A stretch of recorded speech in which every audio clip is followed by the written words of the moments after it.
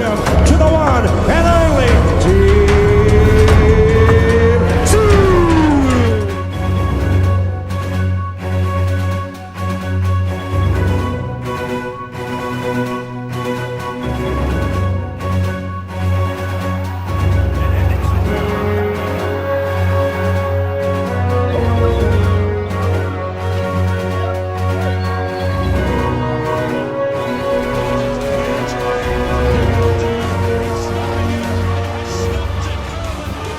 G'day guys, how are we going? Welcome to Talking Boxing. It is Monday, February the 24th, 2025. And a big welcome to everyone that's tuning in tonight and also listening after the fact on Spotify. We normally get sort of 30 or 40 people that listen to the show on Spotify afterwards. So thank you very much to whether you're watching live or on Spotify.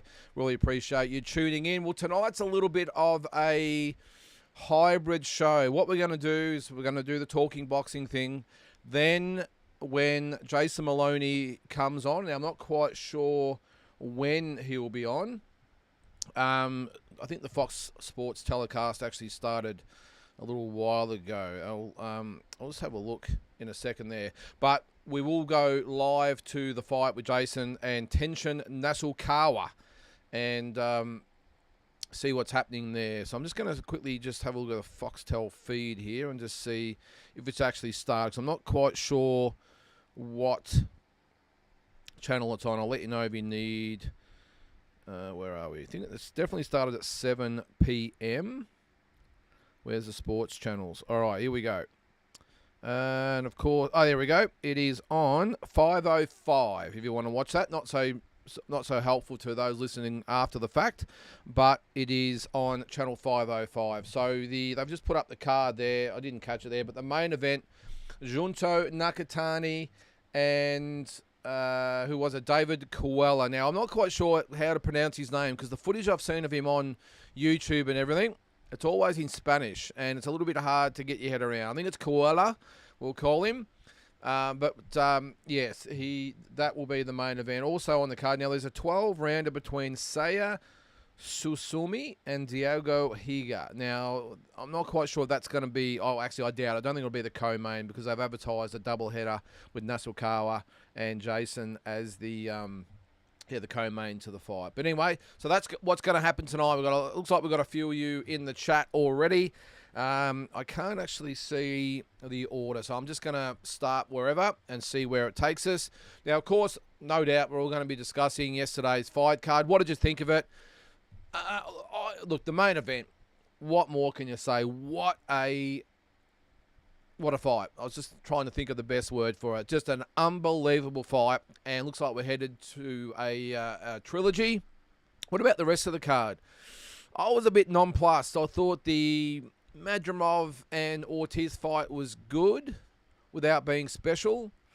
I thought, what else was there? Hang on, hang on, I've got a Smith Pawasi fight was okay.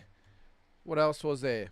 The Shiraz Adames fight I don't think was any good. Hang on, let me just bring up the actual card. Let's have a quick look. I know there's a few of you with your comments in the chat already, but I just want to have a quick look.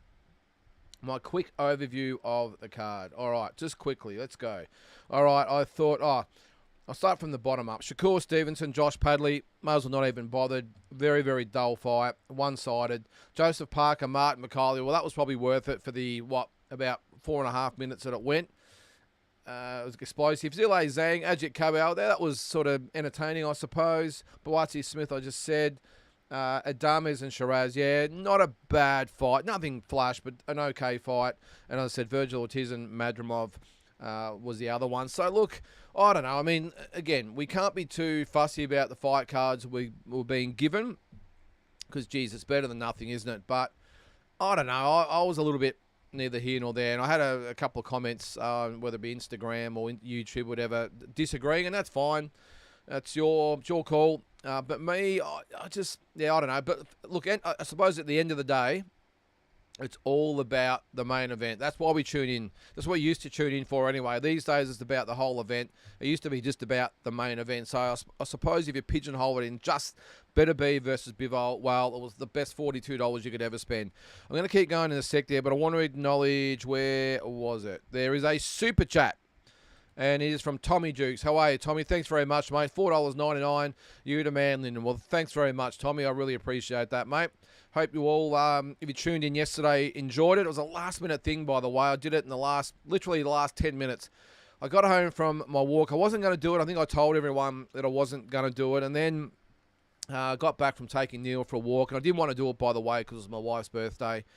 And I got home at about 9 o'clock or whatever, or 8:45, and she was up and about and sort of, what else do you do after you say happy birthday and all the rest of it? So she actually said, jump on, you're going to watch it anyway, go and do the live. So that's what I did.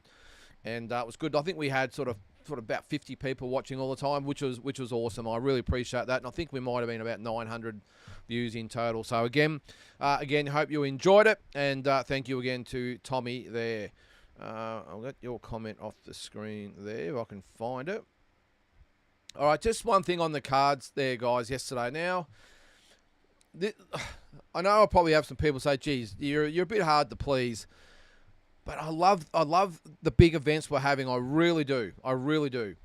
But I've got to say I'm missing the big American fights. I don't know. I've just been brought up on the big American fights. I really miss those big Vegas fights, the big New York fights. I know we're sort of getting them every now and then, but when you think about it, we haven't got a really big US fight planned until September, and that's Canelo and Crawford. You can maybe say the card with Ryan Garcia and Devin Haney in New York might be an okay card. I'm talking about a big fight. Now, I know it's only the end of February. I know that there's bound to be a lot more coming, but at the moment, we've got one sort of planned, and that's September. All the big fights are all in Saudi Arabia, and I understand a lot of fans are probably going to say, well, does it really matter where it is? We're getting to see them, and that's great. I understand that. But I was born in the 70s and raised in the 80s, and as they say, rocked in the 90s. I'm used to the big American fights being biggest fights out there being in the US. So I don't mind a few of them being over there. It just seems like at the moment they're all over there. So I don't know, it just lacks something for me. Anyway, I know I'm probably hard to please. All right, so I'm going to start at the top of my comments. They're going to be all over the shop compared to what you've got on on your screen there, but we'll see how we go. I'm going to start with Rich Porco. What do you say there, mate? Do you see Parker getting a title shot next, or will he have to take on another killer in Cabiel? I hope he doesn't, Rich. Look, I said it on Walking Boxing this morning. If ever a fighter has earned a crack at a world title, it is Joseph Parker. It's been, It's been, Zhang, Wilder, and now Bacoli. What else does he have to do? This guy deserves a crack. And Cabiel, look, he probably deserves a shot at the moment, but after Joseph Parker. And I really don't see how Joseph Parker should have to fight Ajit Cabiel to earn a crack. Now, I know maybe, look, what might happen is with the Turkey, with the way he goes about things, he might say, well, it's going to be... Oh, that was my phone just dropping there. Sorry about that. I've got the fights on as well. Keeping an eye on that. He might say, look, we've got Dubois versus Usyk in May, June, whatever it's going to be, and we're going to put Joseph Parker and Cabiel on as the main support. Then the two winners of that will fight later in the year. Maybe that's what he's going to do. That probably makes the most sense. I'll spit that out. Makes the most sense. But I want Joseph Parker to get a shot right now. He deserves it. But, again, Turki Al-Sheikh runs the sport at the moment. So what he says goes. And actually on that, did you see, I'm sure you have if you're on social media, you've seen the vision of Turki Al-Sheikh at ringside saying to Hamza Shiraz, a ambassador for Riyadh season, by the way. Poor old Carlos Adames, who's in the other quarter, who absolutely dominated the fight and got ripped, got the draw, saying you're down by 2 points. Now, I don't know. Look, I've had a couple people message me about it today, send me the article and some footage and everything else. It just depends on if it was Turki Al-Sheikh thinking that Shiraz was 2 points down on his own little unofficial scorecard, and he's saying, Shiraz or Hamza, you're down by 2, or did he actually know for a fact he was down by 2, because if that's the case, as big as he is and as powerful as he is, someone should be pulling Turki Al-Sheikh aside and saying, hey, mate, this is against the rules. This is literally cheating. You can't do it. Now, the odds are it'll be a little tap on the hand, or if it's Turki Al-Sheikh, because at the end of the day, he could probably run around the ring in between rounds naked and no one would say anything. That's the pull that he has at the moment. But yeah, I don't know. It's fascinating vision. And look, I didn't like it. The commentary was so biased towards Shiraz. It just was ridiculous. I don't think Adama's even got a mention. It was about Shiraz and what he needs to do, and is there hope for him? And they were giving him no chance at all after about 10 rounds. Frank Warren running around the ring, Turki Al-Sheikh at ringside, barracking and yelling. I mean, geez, it's almost, or it's a bit strange. He didn't actually go and tap the judges on the shoulder during the fight and say, "Hey, just make sure you got my guy up there winning." It was quite bizarre. So, yeah, I don't like it. I like the fact he's bringing the big fights to the world, and that's awesome. But even the biggest and most powerful guy in the world, in the world of boxing, should not have access to that ring area during the breaks. It's as simple as that. So we'll stick with Richie. You got 3 or 4 in a row there. We'll go through them. Parker isn't known for KO power. Does this spell trouble for Bacoli moving further, or was him being out of shape and jet lag the main contributing factor to getting stopped? Well, he got caught with a good shot, Rich. Simple as that. Now, he was woefully out of shape. I mean, look, and again, I'll say it, when I first heard about him being in there, I thought this spelled trouble for Joseph Parker. And then I thought about it and thought, no, hang on. We haven't even seen what shape he's in at the moment. Then we saw it in the fight. He got off the plane, I think the morning of the weigh-in, would have been jet-lagged.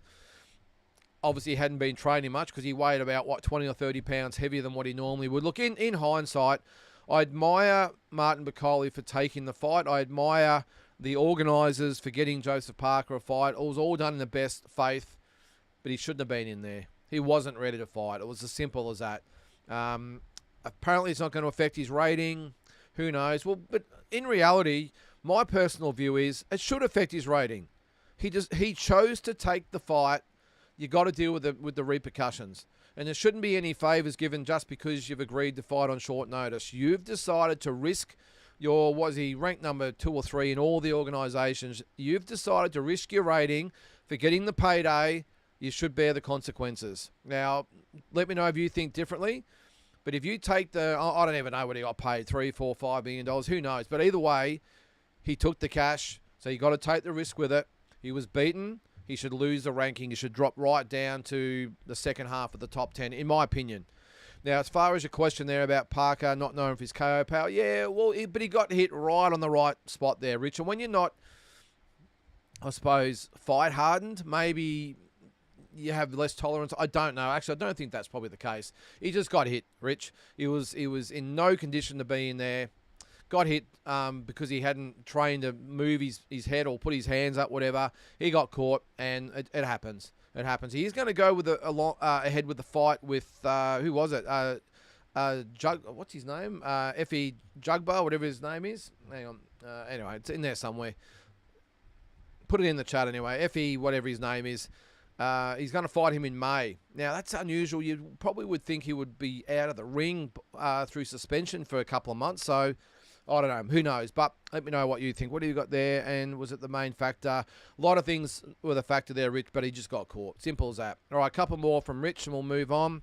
Just to add, when Bacoli had a full camp, he came in 284 versus Jared Anderson. This fight with Parker, he was 315. Okay, I wasn't exactly sure of the weight there, Rich, but yeah, what's that? 31 pounds.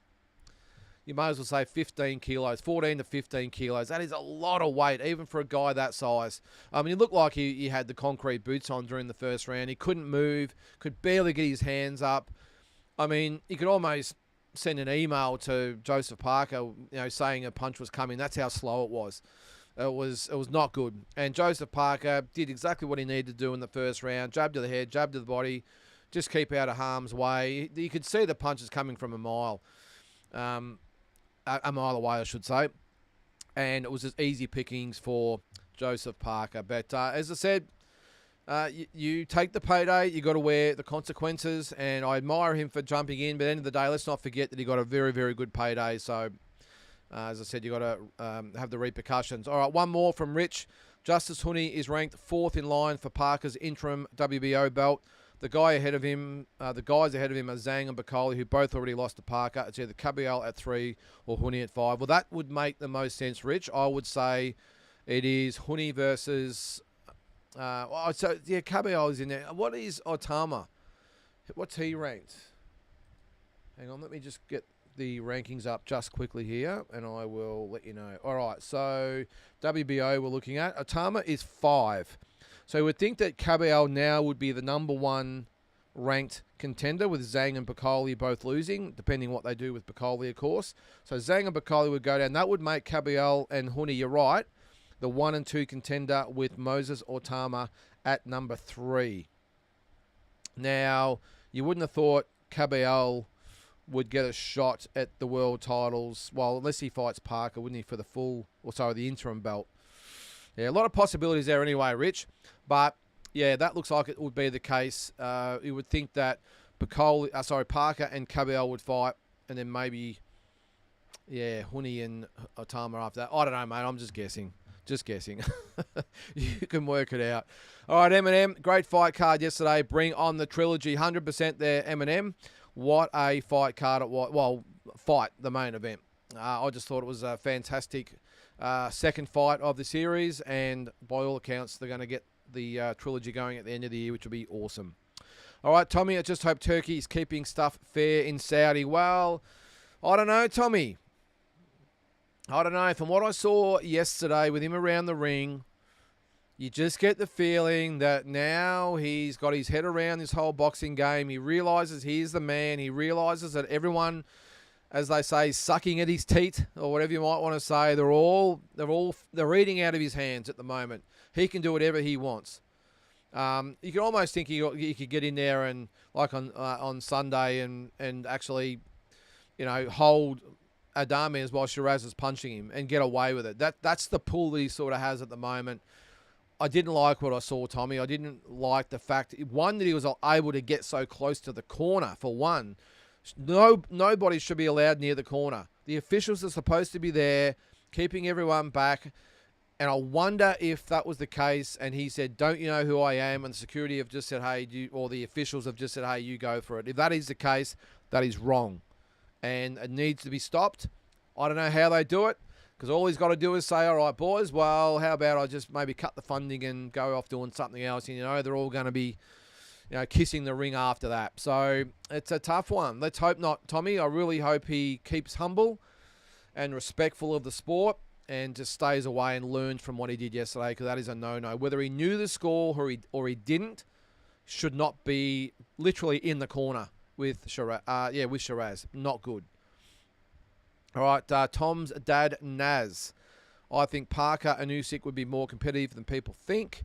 Parker, as a mid-sized heavyweight, brings something different, e.g. footwork, hand speed, than the Giants Usyk has been fighting. Very, very good point there, Naz. I like it. Yeah, no, you're 100% right.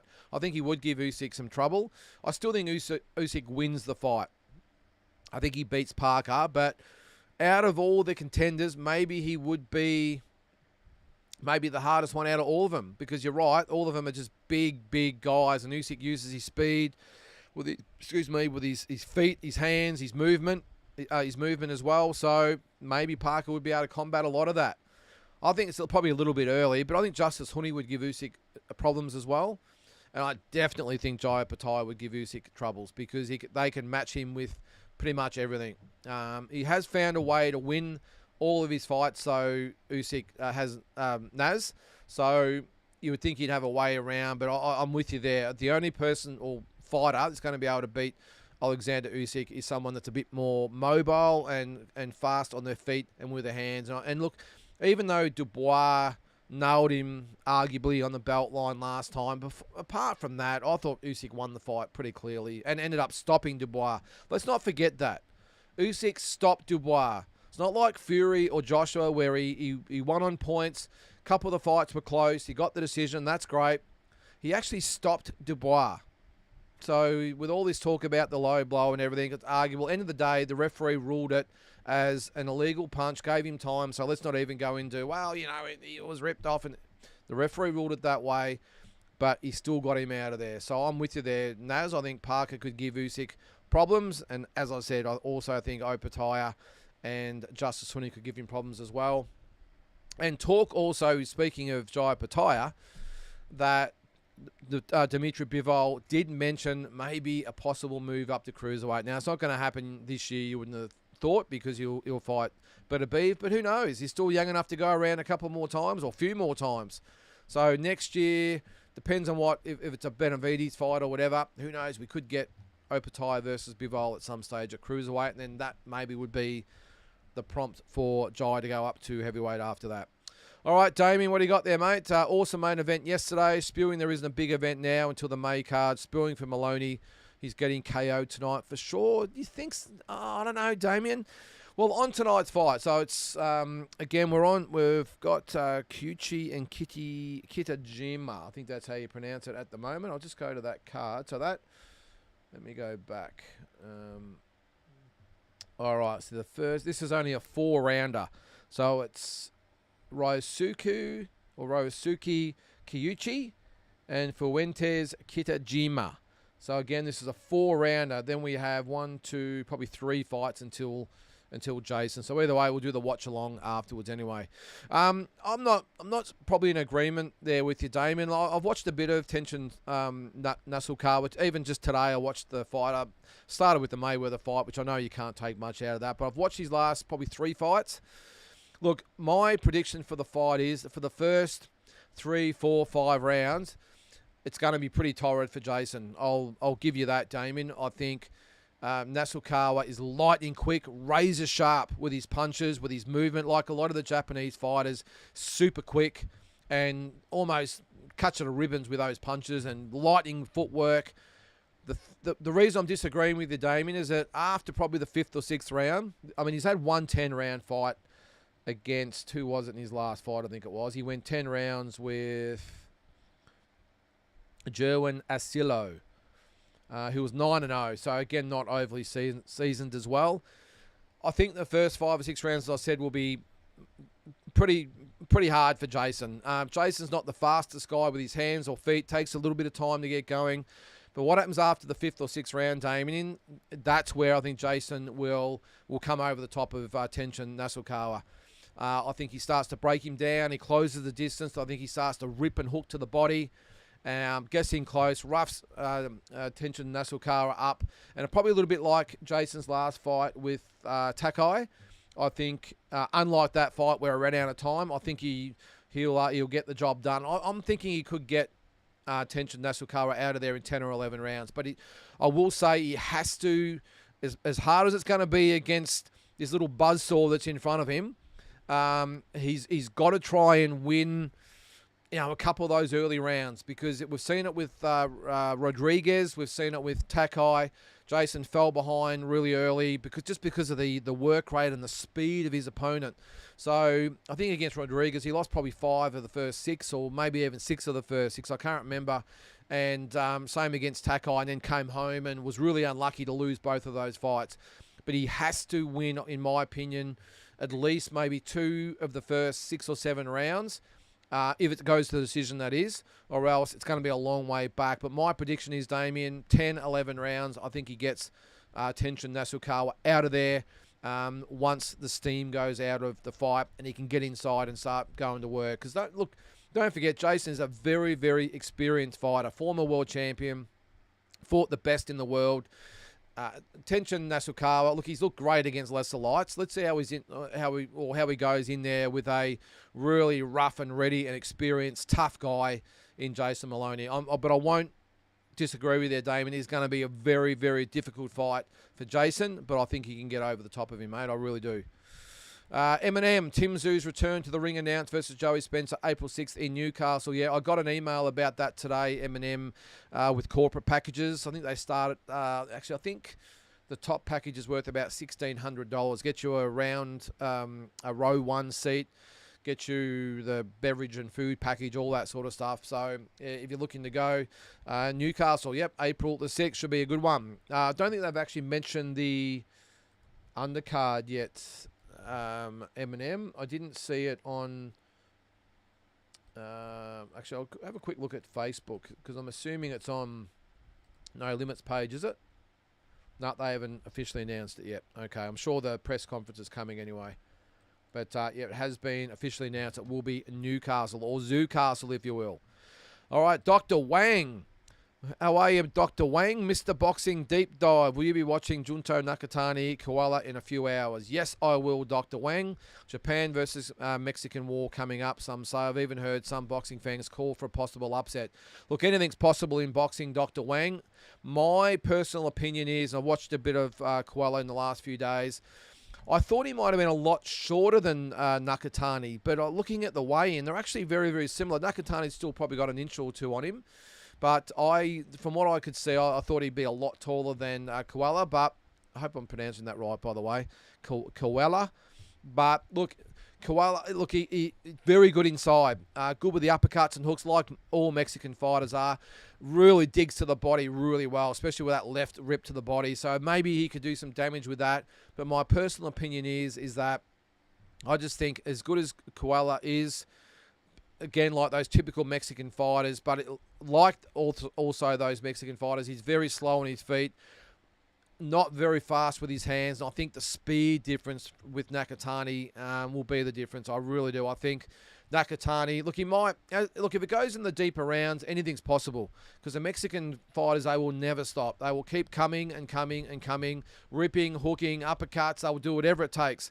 But I've just got a feeling Nakatani, if he keeps his distance, keeps Koala off him, I think he will be way too sharp and quick and even too powerful for him, Dr. Wang. So I'm expecting Nakatani. If I had to pick a result, I would say probably a 7th or 8th round stoppage for Junto Nakatani. All right, Naz. Parker deserves his shot. He won't get the credit he deserves for fighting a late notice Piccoli. Something stinks about Dubois' illness, quote unquote, when they're already talking about Usyk. Yeah, you're right, Naz. That was the case. If you didn't know, the rumours are rife, and it makes a lot of sense that Usyk has said that he wants to fight Dubois next, and all of a sudden Dubois pulls out with an injury, and it looks like they will fight in May or June. Will be Dubois and Usyk. So I said today again, Naz, that where there's smoke, there's fire. I don't like it. You would like to give everyone involved the benefit of the doubt, but this is prize fighting. This is what it is. And look, if you're in the same position as Dubois, would you do the same thing? I don't know. We'll probably never be there. Well, probably 99.9% we won't be there, or maybe even higher. But look, if you've got, I'm just going to pick a number here. Let's just say he was going to get $5 million to fight Parker. I don't know. I'm guessing. If he was going to get $5 million to fight Parker, and all of a sudden he's offered $15 million to fight Usyk, well, you can't begrudge the guy, but still not in the best spirit of the sport, Naz. But this is what it is. It's a business. So I really can't blame him, if I'm being honest. I don't like it, but I can't blame him. Damien, they should do Nakatani and Bam. That would be epic. It'll be a ripper fight. Oh, Damien, the mouth is watering just thinking about it, mate. It would be fantastic. What would be the better fight?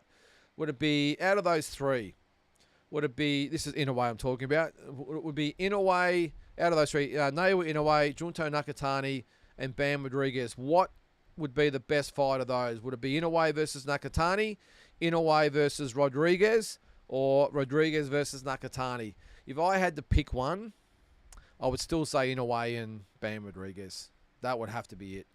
Yeah, that would have to be it. For the sport of boxing, especially in Japan, Nakatani and Inoue, what a fight that would be. In Japan, biggest fight of all time over there, and they just rule those lower weights at the moment, don't they? So that would be my choice, would be Bam and Inoue, but this wouldn't be too far away either, Damien. All right, now I think we're into the proper order here, guys, because I've just got Eminem, who I've commented twice on his comments there, and he's just said g'day. So I think we're back on track. All right, Tommy, I'm really curious to hear your take on the video. I've been over that. The video that surfaced of Turkey telling Hamzat you were down 2 rounds. Turkey knew what the round-by-round score was. Scoring was, sorry, foul play. Might as well just do open scoring. Well, as I said, Tommy, it just comes down to what actually happened. Did he know he was 2 points down, which a lot of people are saying was the case, or was he simply saying, in his opinion, he was 2 rounds down? I don't like open scoring. I've commented on this. I understand what you're saying there. They might as well do open scoring if people know what is going on, but I don't like it. I really think it can affect the flow of a fight and the strategy of the fighters and the corners. I just don't like it. I like the suspense. I don't want to know, or if I'm in the corner of a fighter after the 10th round, I don't really want to know the result, because as I've said in videos before, the winner or the person that's in front on the scorecards starts backtracking, starts being negative, starts clinching, starts running, starts doing everything except seeing out the fight and just becoming way too negative, and the fight just becomes null and void. It kills the fight. It's good, though, I suppose, that when you think that if a fighter's down on points, maybe he picks it up and goes for broke. But while he's doing that, the opposition is trying to nullify him as best as he can. So it sort of cancels each other out. So I don't like it. I suppose I'm speaking as well from the amateurs, back from when I was boxing. When they had I won't say it was open scoring, but everyone knew the scores because you had the commentators at ringside with their monitors. They knew, and you have someone peeking over the shoulder, and they'd be signaling to the crowd. Everyone knew the score, and then the fighter in front would start running. It's a bad, bad look. So get rid of it. I don't like it. But as I said before, Tommy, whether he knew or not, he shouldn't have been anywhere near the ring apron. All right, Eminem. Shakur called out Tank after yesterday's fight. Tank would pack Shakur up. Hope we can get some unifications in the 135-pound division. Just a disappointing performance, Eminem. Now, look, you could probably say in defense of Shakur, well, even though the late replacement wasn't necessarily, an elite world-class fighter, and he struggled to get up for the fight, and, his interest would have been low. But, mate, you're on one of the biggest cards of all time. You're the third last fight on the card. You've got an opportunity to show everyone and maybe start some excitement and maybe get Tank thinking about the fight and getting people talking about the fight and demanding the fight. After yesterday's effort, I couldn't give two shits whether he fights Tank Davis or not. I really couldn't. I couldn't care less if Shakur Stevenson retired tomorrow, and I know that's pretty harsh, but he just doesn't try and fight Eminem. When he was probably a 130-pound fighter and 126-pound fighter, I actually didn't mind him. I thought when he fought Oscar Valdez, even though he was semi-technical, I suppose, and didn't engage, I thought he just did a really good number on Valdez and made that fight look pretty easy. Since he's gone up to lightweight, he just hasn't even attempted to engage. I mean, even yesterday, he had just a vastly overmatched fighter in front of him, and he still refused to engage. I mean, I probably gave Padley the first round. I know that could sort of go either way, but Padley had some success way out of his league. Had no right to be there after probably 4 or 5 rounds, and there he was, still doing his thing, and Shakur was struggling.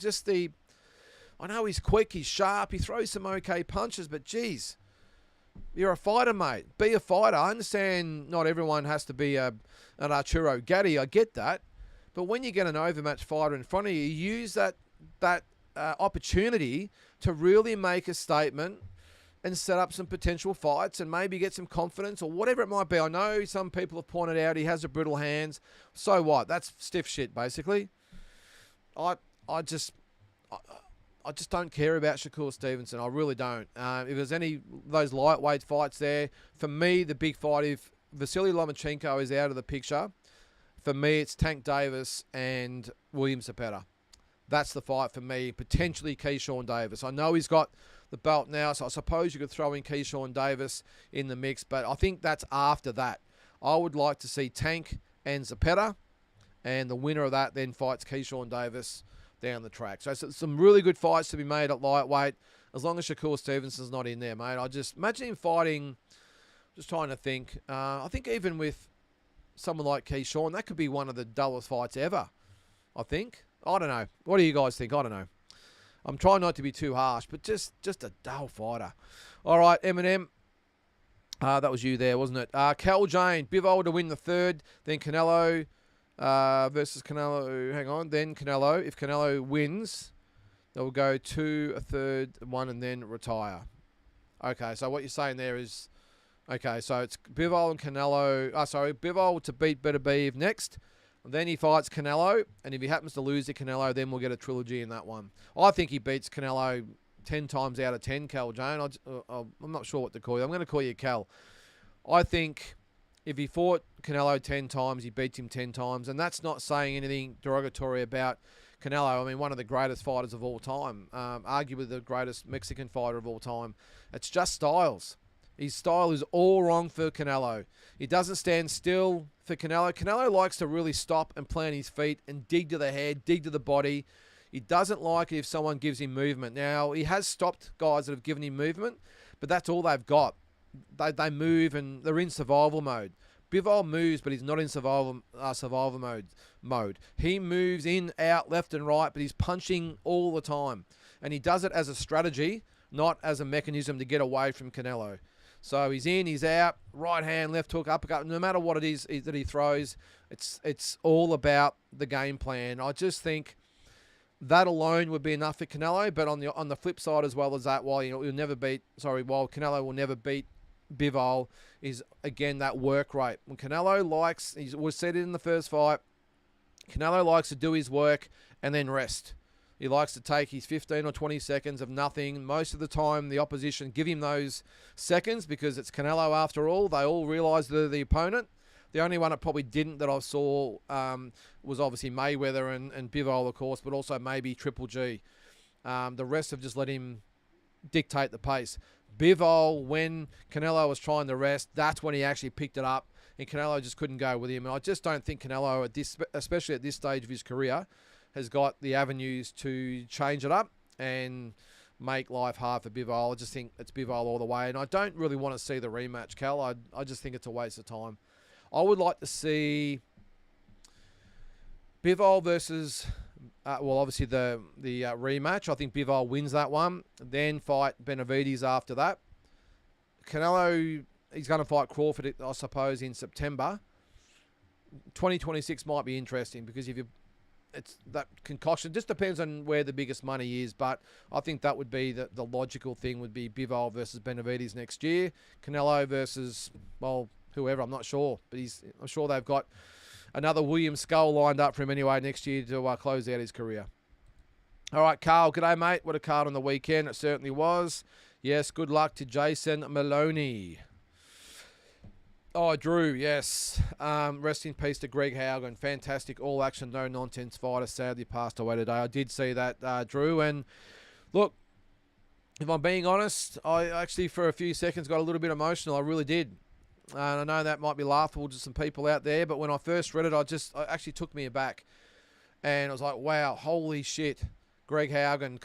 Because look, to this day and age, it probably doesn't mean a lot, but Greg Haugen, when I was just starting to really get stuck into boxing and, I was probably, 11 or 12, whatever it might have been. And I remember Greg Haugen, he beat Jimmy Paul for the IBF lightweight title. I remember watching him thinking, wow, this guy, nothing flush about Greg Haugen, but I remember watching him thinking, wow, what a warrior this guy is. And then he had those epic fights with Vinny Pazienza, beat Hector Camacho. Who can forget the Julio Cesar Chavez fight, 130,000 people, whatever it is, in Mexico City. And he just loved to stir people up. Even with 130 Mexicans against him, he still played it up to the crowd, and he was so overmatched against Chavez. Just a true character of the sport, Drew. And as I said, one of the first fighters I really admired when I was starting out boxing. And the other one he fought, of course, was Pernell Whitaker. Whitaker absolutely took him to school, if you can remember that. He really made a mess of Greg. But just a warrior. Beat Ray Mancini as well. Just a guy who fought anyone, anywhere, anytime, from a real working class family. And I admired him a lot, Drew. And I didn't know he was sick. Apparently he'd had cancer for a couple of years. So really, really tough day, Drew. And I make no apologies to say that it actually took me aback. And as I said, I got just a little bit of emotional there for a few seconds because he was such a. I won't say he was a great fighter, but he was a great competitor and had some epic fights and won some epic fights. So yeah, rest in peace to Greg Haugen. All right, Asbot. G'day, guys. Epic weekend. Stoked for Parker. Huge win. And Bivol, huge. Yeah, certainly was, mate. Random stuff says Ortiz is a beast. Yeah, he fought well, didn't he, mate? Look, the fight went pretty much the way I thought it would. I thought that Madrimov would be very competitive, but I expected Ortiz to win on points, and it sort of went the way that I expected. Madrimov has said that he was ill. I don't sort of cop that. I just think Ortiz was a better fighter on the day, and a few people have commented, it's probably good that Tim didn't fight him. I probably am in agreement. I think from what we've seen, and I know it's easy to kick a guy when he's down after the losses he's had with Tim, but I just think, that would have been a bad fight for Tim to fight Virgil Ortiz. I don't think Ortiz would have done the job on Tim that Murtazaliev did, but I still think he might have stopped Tim, I think. But let's hope with Tim being back now, he can get this fight with Joey Spencer under his belt, get maybe a win or two more, and then move on to test himself against these guys. Because I really want to see, regardless of what you think might happen in these fights, I want to see Tim back and fighting the Virgil Ortizes of the world. I really do. All right, Carl, how do you weigh 315 being a vegetarian? That's a lot of potatoes. Good call, mate. I didn't know he was a vegetarian, but if that is the case, how do you put on 30 or 40 pounds in between fights being a vegetarian? Surely there's got to be a few cheeseburgers thrown in there, Carl. Maybe he's living off those veggie burgers at McDonald's and Hungry Jack's these days. I don't know, but yeah, it's a good call. I don't know how you could do it, mate. Look, he might be a vegetarian, but he might love the chocolates and the lollies and the ice cream, Carl. Who knows, mate? But that's a good point. Yeah, and Virgil Ortiz is a machine, mate. All right, we'll keep moving through the comments there. What do we got? Shiraz was extremely lucky to escape with a draw. Not a fan of Turkey looking at the scores and passing information onto the corner. It's a terrible look. Yeah, it certainly is, mate. And Shiraz, extremely lucky. Well, very, very, very extremely lucky if that is the case there, mate, because he didn't win that fight. He got nowhere near it. The body language after the fight told you everything you needed to know. His corner and Hamza Shiraz were waiting for the scorecards like they were at a funeral. They knew they lost. And I really felt for Carlos Adames because he did more than enough to win the fight. He went over there. He was fighting an ambassador of Riyadh season, which is hard enough. He's got the most powerful guy in boxing at ringside, barracking his ass off against him and giving the opposition the scores in between rounds. He's got the commentators against him. He's got everyone against him. The crowd was against him. But you know what? He dominated that fight and was very, very unlucky not to get the decision made. And look, the odds are there'll be a rematch. Turkey will want to give Shiraz another crack at it. But, not great, mate. Now, we're in, what are we? I think this fight's just been stopped. It would be, I think it's, where is it? Hayato Aiko and Yuki Sato. 1-0 is Aiko and debut for Sato. So the one looks like it is over. Yes, it is. I'm not quite sure what round it was, but it has been stopped. I'm just going to put this there so I can put my phone there so I can see exactly what's going on. All right, Carl. What's your thoughts? This is a pretty controversial thing, isn't it? What's your thoughts? Is that how far behind I am? Your thoughts on Turkey telling his Muslim brother he's down by 2 rounds? Yeah, well, I've had my say on that, Carl. Not a great look, mate. Not a great look. All right, Ortiz Zoo would be fireworks. Is that Alumni 12? Certainly would there, mate. Look, as I said, I still think, and that was Ryuya Morai with a win at 115 in the second round. That was. Yeah, look, I still think with Tim with a couple of fights under his belt, Alumni, and with his confidence back up, it's not all one-way traffic, but I need to be convinced that Tim would be competitive against Virgil Ortiz because from what we saw last year, look, we could probably still put the Fundora fight to the side because in hindsight, Tim did so well to lose a split decision without being able to see. So let's give him that. But the Murtazaliev fight, yeah, it's hard to look past that.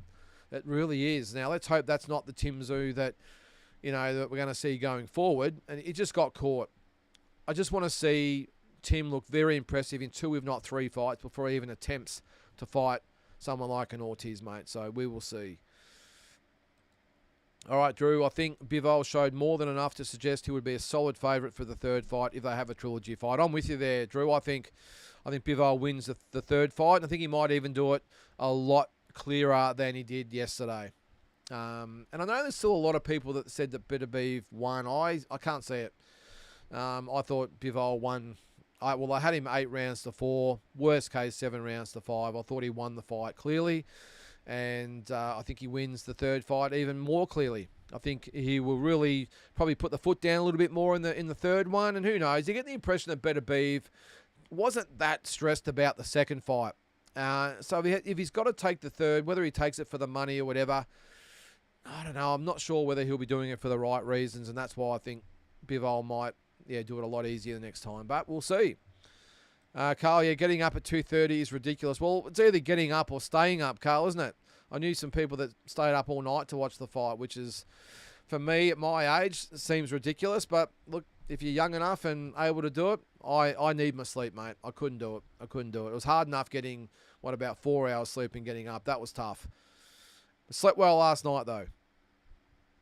All right, Ryan. American boxing was better when it was completely corrupt. 80s and 90s. Was it completely corrupt, Ryan? Maybe it was. I don't know. I just loved it back then. I mean, I don't know. I know I'm probably showing my age. I just look back to the 80s and 90s, HBO, Showtime, even ESPN. I just long for those days, mate. Look, again, I'm at the age where I long for the days of the music and the movies back in the day as well, mate, and how no one gave a shit back then. It wasn't all this political shit that goes on all day. And, I mean, everyone's just so uptight and angry. And, if you don't... The thing is, I know I'm getting a little bit off topic here, but even, let's just say it's political, and everyone probably knows where I stand politically, but that's fine, whatever. I don't care whether you agree with me or not. But these days it seems like if people don't agree politically, it's almost like they want the other person dead. It's like they wish them death if they don't believe in the same politics as they do. It's just ridiculous. And even in this day and age of social media, we say with the boxing point of view, on the websites and social media and all that sort of stuff, look at the comments in there.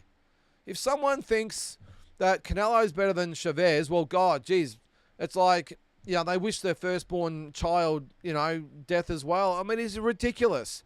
The insults that fly back and forth by simply having a little difference of opinion. It is ridiculous. And I must admit, apart from putting on my own content and looking at the boxing sites without reading the comments, I've sort of gone a little bit away from social media. I really have. I mean, I don't really put anything up personal. I've got my our businesses. I've got this page here with Boxing Deep Dive.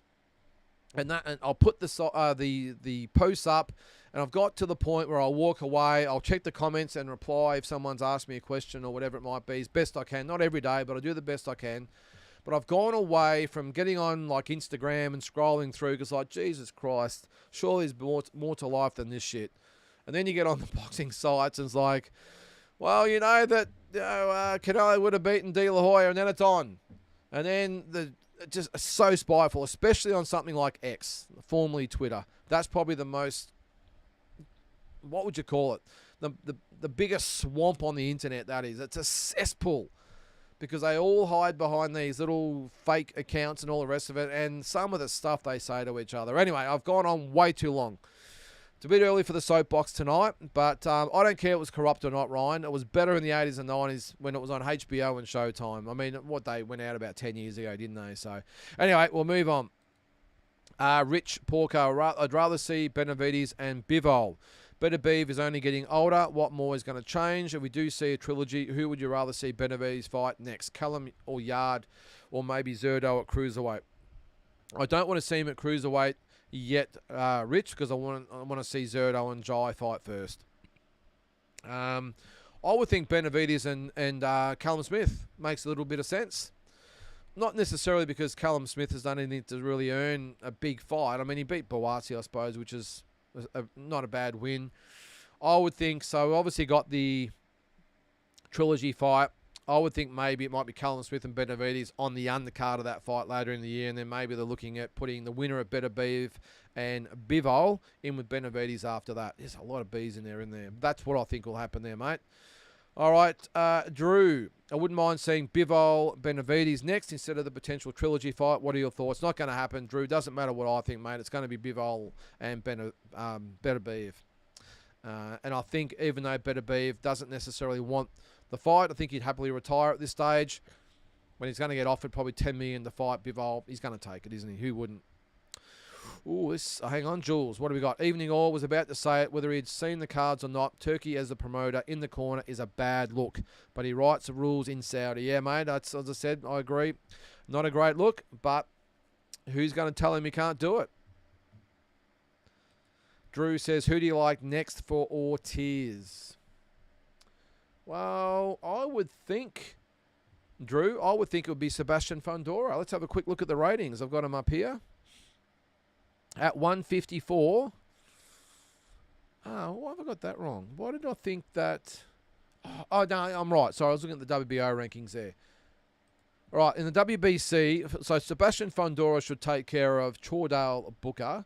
Can you believe that name? Chordale Booker, who's not ranked in the... Yes, he is. Ranked 14th by the WBC. So how does he get a shot? Obviously, it's a voluntary. All right, so Sebastian Fundora should take care of Chordale Booker. Virgil Ortiz is the interim champion. That makes sense to me. The only issue we have there, Drew, is that Sebastian Fundora is a PBC fighter. So if PBC and the Turkey can start to play ball together, it might happen. And it looks like we're on the right path to that, by the way. That's the only way it happens. That fight makes the most sense. The full WBC champion against the interim champion, that fight would be awesome. So I would think that would be the next fight, Drew.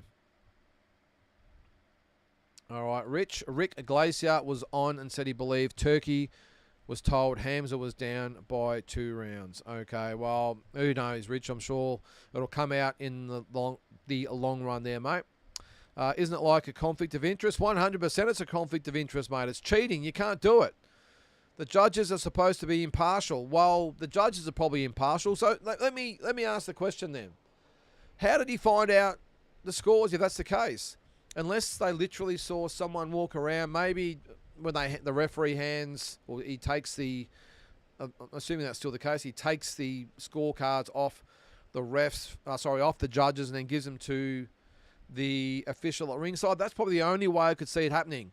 When he's given the scorecards of the round to the official at ringside, maybe he's had a quick look at Turkey Al Sheikh and gave him the 2 up, 2 down sort of thing as they do in the amateurs, and maybe that's what happened. But either way, Rich, 100% it's a conflict of interest. It is wrong. It is cheating. You can't do it.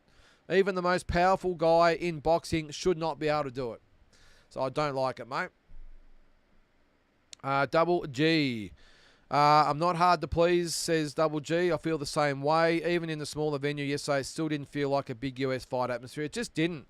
I like the fact they put the card in the smaller arena, Double G. And if you didn't know, usually they have that big stadium. I'm not quite sure how many it seats, but yesterday's fight, I think, had 5,000 or 6,000 in there. Now, that was better, and the crowd was on its feet, I must admit, once the 2 guys started to go at it in the main event. But I just miss the American fights. I really do. The Caesars Palace fights, obviously the MGM, Mandalay Bay. I know it's T-Mobile Arena these days, but geez, I miss those big fights. Anyway. Naz says, bring on the trilogy. Better Beef deserves the same courtesy shown to him that he showed to Bivol. Yeah, well, not necessarily Better Beef showing Bivol the courtesy, Naz. It was Turkey Al Sheikh saying, well, you guys are going to fight again, and this is because this is how much I'm going to pay you. That's what it came down to. So in this instance as well, you'd be guaranteed that Turkey will be going to Better Beef and saying, all right, well, there's the open checkbook. Write your number in there so we can get the trilogy going at the end of the year. That's what's going to happen. It will happen, of course. So, all right, Tony. Can't believe Ramzan Kadyrov was in Arda's corner right before the fight. He was at the last one too, but it was universally condemned, so I'm surprised he got another gig. Just shed some light on that for me, Tony. I'm not familiar with Ramzan Kadyrov. Who is he? Is he a cornerman? Who is he? I'm not sure, mate. I'm not sure whether I should know, but I don't, mate. So apologies, I can't comment on that one. Jules, yep, what about the footage of Usyk and AJ at ringside? Surely it's a bit late for AJ to be getting pointers. Yeah, would be a bit odd. I'm not sure if I'd been beaten by someone twice, I'd be sitting at ringside, best mates. I couldn't do it. And I was only an amateur, Jules, so I couldn't do it, mate. Could not sit at ringside with an ex-opponent, especially one that had tormented AJ the way Usyk did. So, all right, Drew, I really like Caballero to beat Zhang, but wasn't expecting him to stop Zhang. I kind of think that Zhang might be finished as a true contender due to his age and shallow gas tank. Yeah, he looked old yesterday, didn't he, Drew? He certainly looked his 41 years, didn't he? It wasn't good. And a body shot was not what I expected either. But it was a good strategy by Caballero. They've obviously done their homework. They realised that maybe you could hit Zhang in the head with a sledgehammer. He ain't going to go anywhere, but go to the body. And they did that and got him out of there. So, yeah, but I think Zhang might be on the downside, Drew. There might be some other fights for him for the up-and-comers like the Hunis or Atamas or these types of guys, but I think his days as a top liner are done, mate. 10 times profits. Just joined the stream. What do you think of Tim Tszyu's new opponent? No limit announced. Yeah. Custom made for him, profits. I think he will be the ideal opponent for Tim Tszyu. He's got a name. I'm pretty sure he is ranked. Let me just have a quick look. Maybe he's not. Joey Spencer. I don't think he is ranked in the top 15 by anyone, but that doesn't matter. He's a durable guy, not a big puncher, is sort of respected out there, so I think he's perfect for him profits. I think Tim will get a very, very good win over Joey Spencer. I would hope that Tim takes his time. Look, what I don't want is Tim coming out thinking he's got to put on a spectacular knockout to get everyone back on side. I hope that's not the case. I think I hope, he takes the opportunity to get some rounds in, to box smart, to get a little bit of confidence back against an opponent that, in my opinion, is not really going to hurt him. So I think he, as I said, mate, I think he's a great opponent for him, and I think Tim wins a shutout decision. Maybe he gets him out of there late. But again, I think he's the perfect first up opponent for Tim. Adam Hurley says Piccoli's going to knock out the next guy he faces. Well, it's going to be Ijagba. Have I got that right? It doesn't sound right coming out. It's hang on, I'm looking at the wrong division there. Let me know, guys. Someone's probably put it in the chat. There you go. Effie Ijagba. I knew I had it right there. I was getting a little bit tongue-tied there. Effie Ijagba. There you go. Apparently he's going to face him, and I think he would... Well, geez, he better be in better shape than yesterday, but if he comes in like he did against Anderson, I think he gets the job done against Ijagba anyway. Adam says Zhang up 41 should drop out of the top 10. Yeah, probably should, Adam. I mean, what was he before the fight? He was 1 with the WBO. He was 1 with the WBC. Well, number 1 was vacant, but he was number 2. He was 8 in the WBA. And he was... Wouldn't you believe it? Not even ranked by the IBF. So he's ranked number 1 in 2 organisations and can't get ranked in the IBF. Again, I don't get it. But either way, mate, I don't think he should drop out of the top 10. I think he should drop down the list. I mean, you got guys like Otto Whalen and Johnny Fisher, Derek Chisora down, in that bottom part of the 10. So, yeah, I don't think so. I think he should maybe drop down to maybe 7 or 8, but not out of the top 10. Nectar of the Gods says to Carl, you don't have to get up at 2:30 what was it? To get up at 2:30 a.m. if you don't go to sleep. Just saying. I knew there'd be guys like you out there, mate. Good on you. You're a better man than me. Yep, I saw that there. 10 times profits. Yeah, Adam. I hope Tszyu gets his groove back here, and that's why I think he's a good opponent, Adam. As I said, I think he'll be durable. He's technically proficient. I just think Tim. This is the guy who's going to get Tim's back, his confidence back, and on track. So, and then after that, I'm not going to say he's going to be this, the solution to all of Tim's problems, but he's just the right guy to get in with and at least get his confidence back and as a springboard to other fights. Tim Tszyu should have signed with Turkey and made a shit ton of money. He lost both fights since he didn't sign. Yeah. He did upset Turkey, didn't he, Profits? Because of the one fighter he seemed to have a feud with at the time was Tim Tszyu. Canelo was probably on the sidelines there as well. But, yeah, he just had a problem with Tim Tszyu, didn't he? Even though Tim was on that Riyadh card against Ortiz and obviously had to pull out because of the cut on his head not healing. But, Yeah, look, who knows what might happen. Canelo had the same problem, didn't he, there with Turkey, and all it took was a bit of a meet and greet and their best mates now. Tim would be the same, but I think he needs to get a couple of wins under his belt, and then maybe Turkey might come knocking, because he's going to need opponents for guys like Virgil Ortiz, and Tim Tszyu got a big following here in Australia. It's all about the pay-per-views and everything. So, and I think Tim Tszyu is a type of fighter that Turki Al-Sheikh would love, and that's probably why he reacted badly to... Well, not badly, but negatively to Tim not signing with, jumping on the Riyadh season train, because I think he respects Tim and wants him part of the team. So I think give Tim a win or two, and I reckon you will see Tim on a Riyadh card at some stage. Naz says, my 10-year-old son got himself up at 3:30 a.m. and watched the whole card with me. Proud dad moment. Well, that is great, Naz. Because my two kids were tucked up in bed and couldn't give a shit, to be honest. They are adults now, I suppose, 20 and 18. But they're not really into the boxing, especially my young son. I reckon if the Celtics were playing in the NBA Finals at 3:30, he'd get up, but not to watch the boxing, mate. But that is definitely a proud dad moment, mate. Did he watch the fights, or did he fall asleep halfway through? Let me know. If any officials stood up to Turkey, they'd go missing. Maybe Mutzi. Adam says, I know Parker wants the belt, but I like Parker and Cabell. Well, I think Parker will fight anyone they put him in with, but I'm with you there, mate. Yeah, Parker does want the belt, and he deserves his shot, but it looks like he's going to have to wait till maybe the end of the year.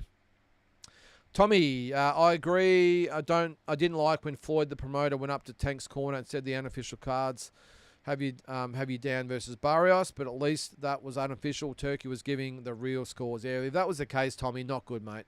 Not good. Even, I'll say it again, even if it wasn't the official cards, the fact he was in the corner at the ring apron shouldn't be allowed. The official should have said, Turkey, I can't let you in. It would have been a brave official to do it, but he should still have done it. Actually, at the end of the day, the officials aren't in with all these guys. They're not getting paid all the big bucks. They're from, well, supposedly an independent officiating body who don't have anything to do with the sanctioning bodies or promoters. They just get told by the combat board to be there, and they get paid by the combat board, not by the promoter. So maybe he should have stood up to him. I don't know. But again, a brave man. Ryan, what do you got there? Usyk versus Parker is a 12-round decision 9 times out of 10. Usyk decision, unfortunately. No one can catch Usyk. Jai is the best hope. Maybe a Bacoli uppercut. Can't see him losing otherwise. Yeah, well, I don't think you'll see Usyk fighting a guy like Bacoli, because even though he's quite limited, Bacoli, or showed that yesterday, still got those big punches. And Usyk, don't forget, he's a very small heavyweight coming up from cruiserweight. But I'm with you there, mate. I think Jai could give him a real good run for his money. And maybe potentially even be in a position to have that chance. So we will see. Asbot, power corrupts. Turkey has all the power at the moment, so it follows that he will take the piss sooner or later. Yeah, well, he's puffing the chest out a bit more and more all the time, isn't he, Asbot? And who can blame him? He literally rules boxing at the moment. And he's got Eddie Hearn and Oscar De La Hoya and Frank Warren and potentially Al Heyman all in his back pocket. So he can do what he wants. Maloney fight, that's right, is a 10-rounder. He can't afford to start slow. Well, that probably highlights even more what I'm saying there, mate. As we go to the third fight on the card, they're about to get started. Saya Susumi and Diego Higa are about to go into a 12-rounder. So you think it will be on after this fight. But you're right, being a 10-rounder, mate, well, he's got to win at least 2 of the first 5, really, because he's going to run out of rounds. So I still think he can do it, but he's got to start quick and get inside really early, Mark. I forgot about that, so thanks for pointing that out. DS. How about we as Australians get behind our fighters instead of bagging them? Jason is now a very experienced fighter on the global scene. He does start slow at times, but Nasukawa is inexperienced. I'm with you there, DS. Couldn't agree more there, mate. Jules, important to remember that Saudi isn't funding these events for the love of boxing. It's sports washing, and Turkey is just the front. A little bit of corruption is nothing given the wider context. Good point, Jules. We do forget that. We all sort of, forget that this is a tourism campaign for Saudi Arabia. That's what it is. This Riyadh season is a tourism campaign, and Turki Al-Sheikh is the man out front. Now, again, people forget that it's not Turkey's money. He probably gets given a budget each year. No doubt. Look, no question at all that Turkey's probably a billionaire, but it's not his money he's putting up front. It is the royal family, or whatever they are over there, and Turkey is the front man. It's almost like his little pet project, isn't it? And when he gets tired of it, who knows what might happen. But you're right, it is sports washing. But it's all glossed over because everyone's getting a piece of the pie, Jules, like they do with the golf and everything. Same thing. Isn't it pathetic how low we go when there's money at stake? We all just forget all our morals and all just line up with our little cup in hand saying, please, Mr. Turkey LLC, can I have my little piece of the pie? Not to say we all wouldn't do it if we were in that line, but you know what I mean? Like, although, like, I go back to Oscar De La Hoya. When Turkey LLC said he was first going to America, Oscar De La Hoya was on his soapbox saying, this is my territory. No one comes into my territory. And I'm going to do this, and I'm going to do this. Is not Saudi Arabia. This is America, and I'm the man here in America. Literally a couple of months later, he's on there singing the praise of Turkey LLC. It was actually quite sickening. And as much as I love Oscar, wasn't his greatest moment, if you ask me. But, mate, you're right. You hit it right on the head, and I can't argue. All right. Still with Jules. What are your thoughts on the AI judge? I thought it was a bit off. Would like to know more about the way it works. Now, was it in yesterday? I don't think it was. It was in for... What fight was it? Was it Usyk and Fury? That was the fight, wasn't it? The second fight. I didn't mind it, Jules. What we need to see, though, is consistency. Now, who knows? It might have just fluked getting it. Was it 7 rounds to 5? I think it gave to Usyk. I think it was. If that was the case, he was probably spot on with the scores. But let's just see how it is over maybe a dozen events and see how it compares with the other judges. Because, again, it could have just fluked it. I'm not quite sure exactly how it works. From what I saw, it's the body movement and maybe you can sense the impact. I don't know. But it did get the scores right in the Usyk-Fury fight. So let's just see how it pans out. I would love if it worked, Jules, and eliminate any human error whatsoever. But, and then maybe it's, well, is it immune to the tap on the shoulder by Turkey saying, what's the scores? I don't know. Maybe they'd have the monitor there that would have the scores, the live scores right there in front of them anyway. I don't know. But I don't mind the concept, Jules. I'm not sure it's going to have sustainability, though, mate, if I'm being honest. What's that, Rich? You better put the judges in a shielded box if you're using open scoring. Imagine drunk fans who bet hundreds on the fight sees ridiculous scorecards. I'm with you there, Rich. That was one of my points as well when I discussed this a few weeks ago. I don't like it for that aspect as well. Those drunks, maybe not at the big events, and maybe they might not do it at the big events, but you imagine at a small sort of club show, wherever it is in the world, the drunks affecting the judges, maybe yelling out, you know, I'm going to get you after the fight. I mean, they're only human, the judges, so if they're getting threatened at ringside. I mean, we had a little bit of an instance back in the day with Daniel Geale and Anthony Mundine. I remember Daniel Geale's crew mentioned, I think it was back then, I'm not sure it was the first or second fight, complaining that the judges were being harassed at ringside by Mundine's crew. So if they can get to the judges in a fight like that, well, imagine what they could do in those smaller shows. So, yeah. Look, the other thing, I don't mind actually that in effect, Rich, where the judges aren't even sitting at ringside. They're sitting in maybe 3 different rooms with the monitors there. Maybe it's 4 different rings they can, or screens they can watch. That might get a little bit hard, maybe. I'm not sure. But maybe they could have one screen and they could have a remote and they could switch between the different views of which side of the ring and get whatever view is best for them, and maybe have the benefit of replays. I don't know. And then they've got to hit the input and it goes to a computer, and at the end of it, it spits out the scores. Who knows? But you get the feeling that at some stage they're going to look at this and work out a better way to score. All right, Shadow Boxer. Just wanted to say, seeing Bivol win the rematch has me grinning from ear to ear for the rest of the day. Great ambassador for this great sport. Beautiful boxing style. I agree there, Shadow Boxer. Jules, it would be actually nice to know Turkey's official role in all of this. Is he a promoter or is he the governing body? Then what about the BBBFC? Hearn, Warren, is he just the money? I got a feeling he's just the money, Jules. Now, on the... Well, that's a good question. Let's just have a look at... can I go back there? See if I can. Maybe not. Hang on. Let me just type in. I want to see who the actual promoter was. Is listed on BoxRec. Whether he's using the licenses of Hearn and De La Hoya and everyone else, or he's the actual promoter. Let's just have a quick look there. All right. The official promoter, Bob Arum, Tom Brown, Oscar De La Hoya, Eddie Hearn, Ben Shalom, and Frank Warren. Now, Turkey Al Sheikh is not listed as the promoter. And he's not the governing body. He's certainly not the governing body. He's not the British Boxing Board of Control.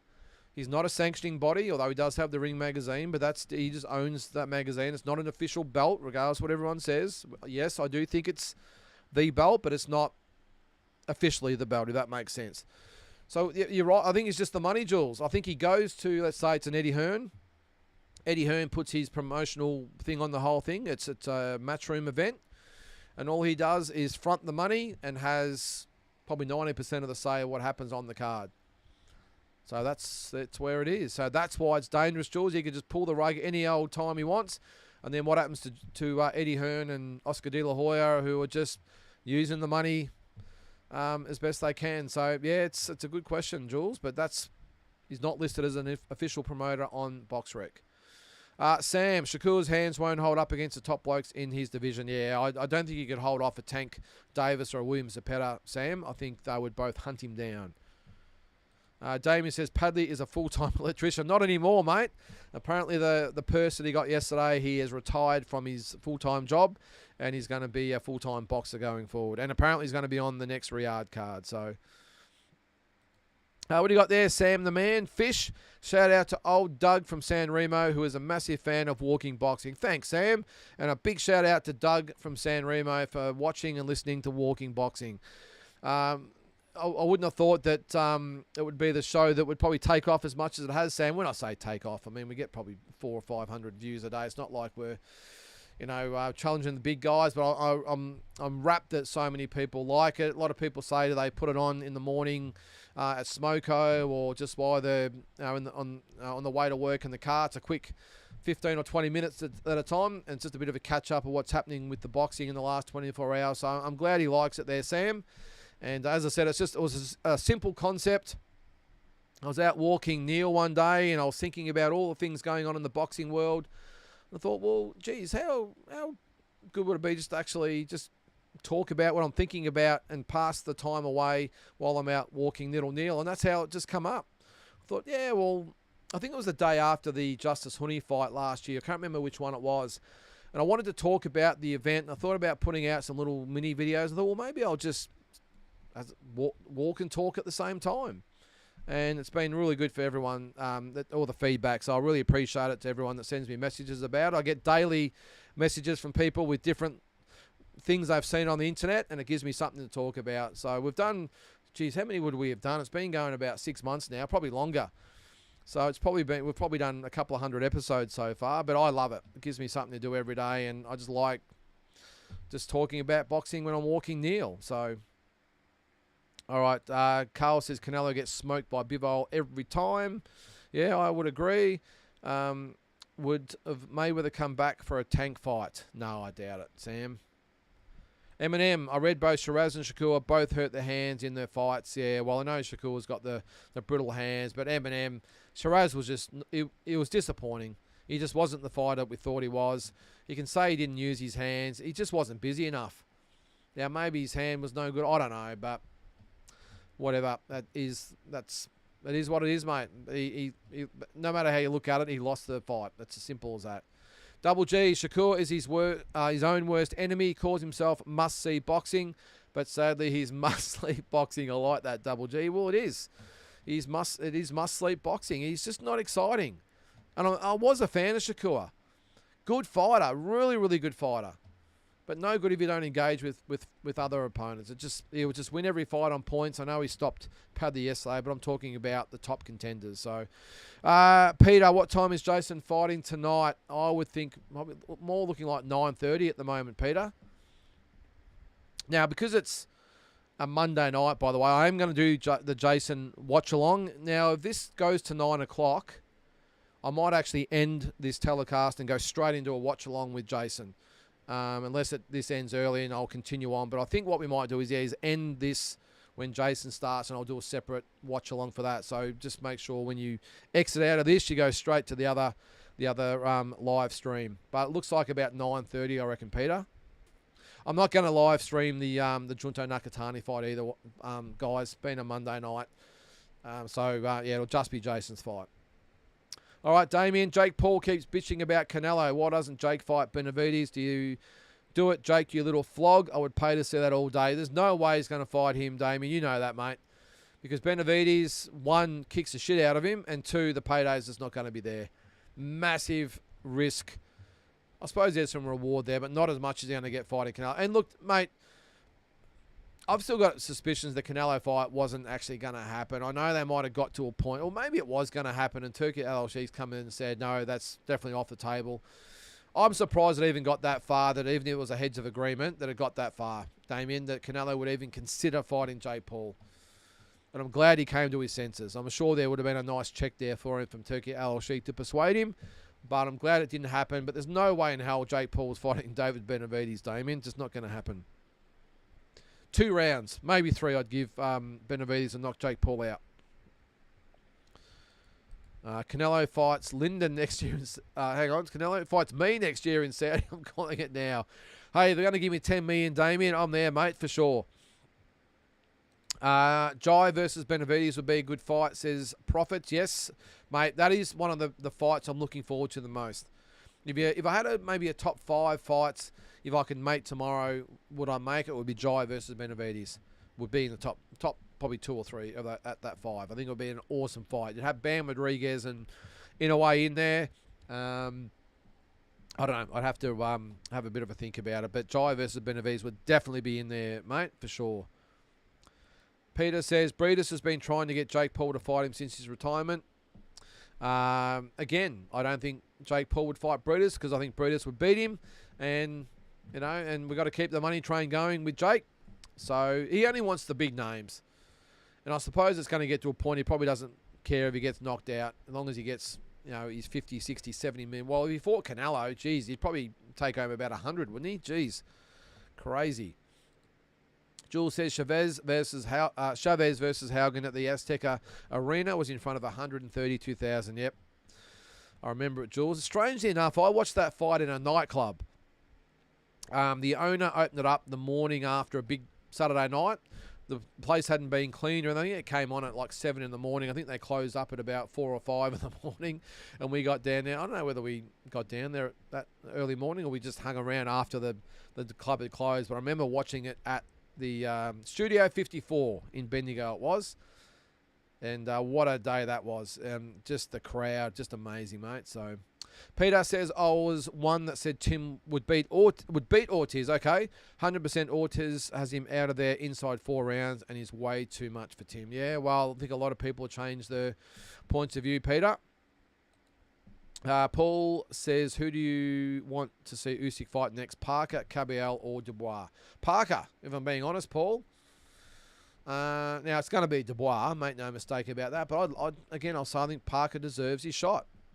So I think if Usyk will fight Dubois and then he'll fight Parker. The only thing is if Turkey, I'll say that again, if Turkey forces Parker and Caballero to fight, well, I think Parker and Caballero, I'd still give the edge to Parker, but probably 60-40. So it's still a risky fight for him, but I think, Dubois will be next. Make no question about that.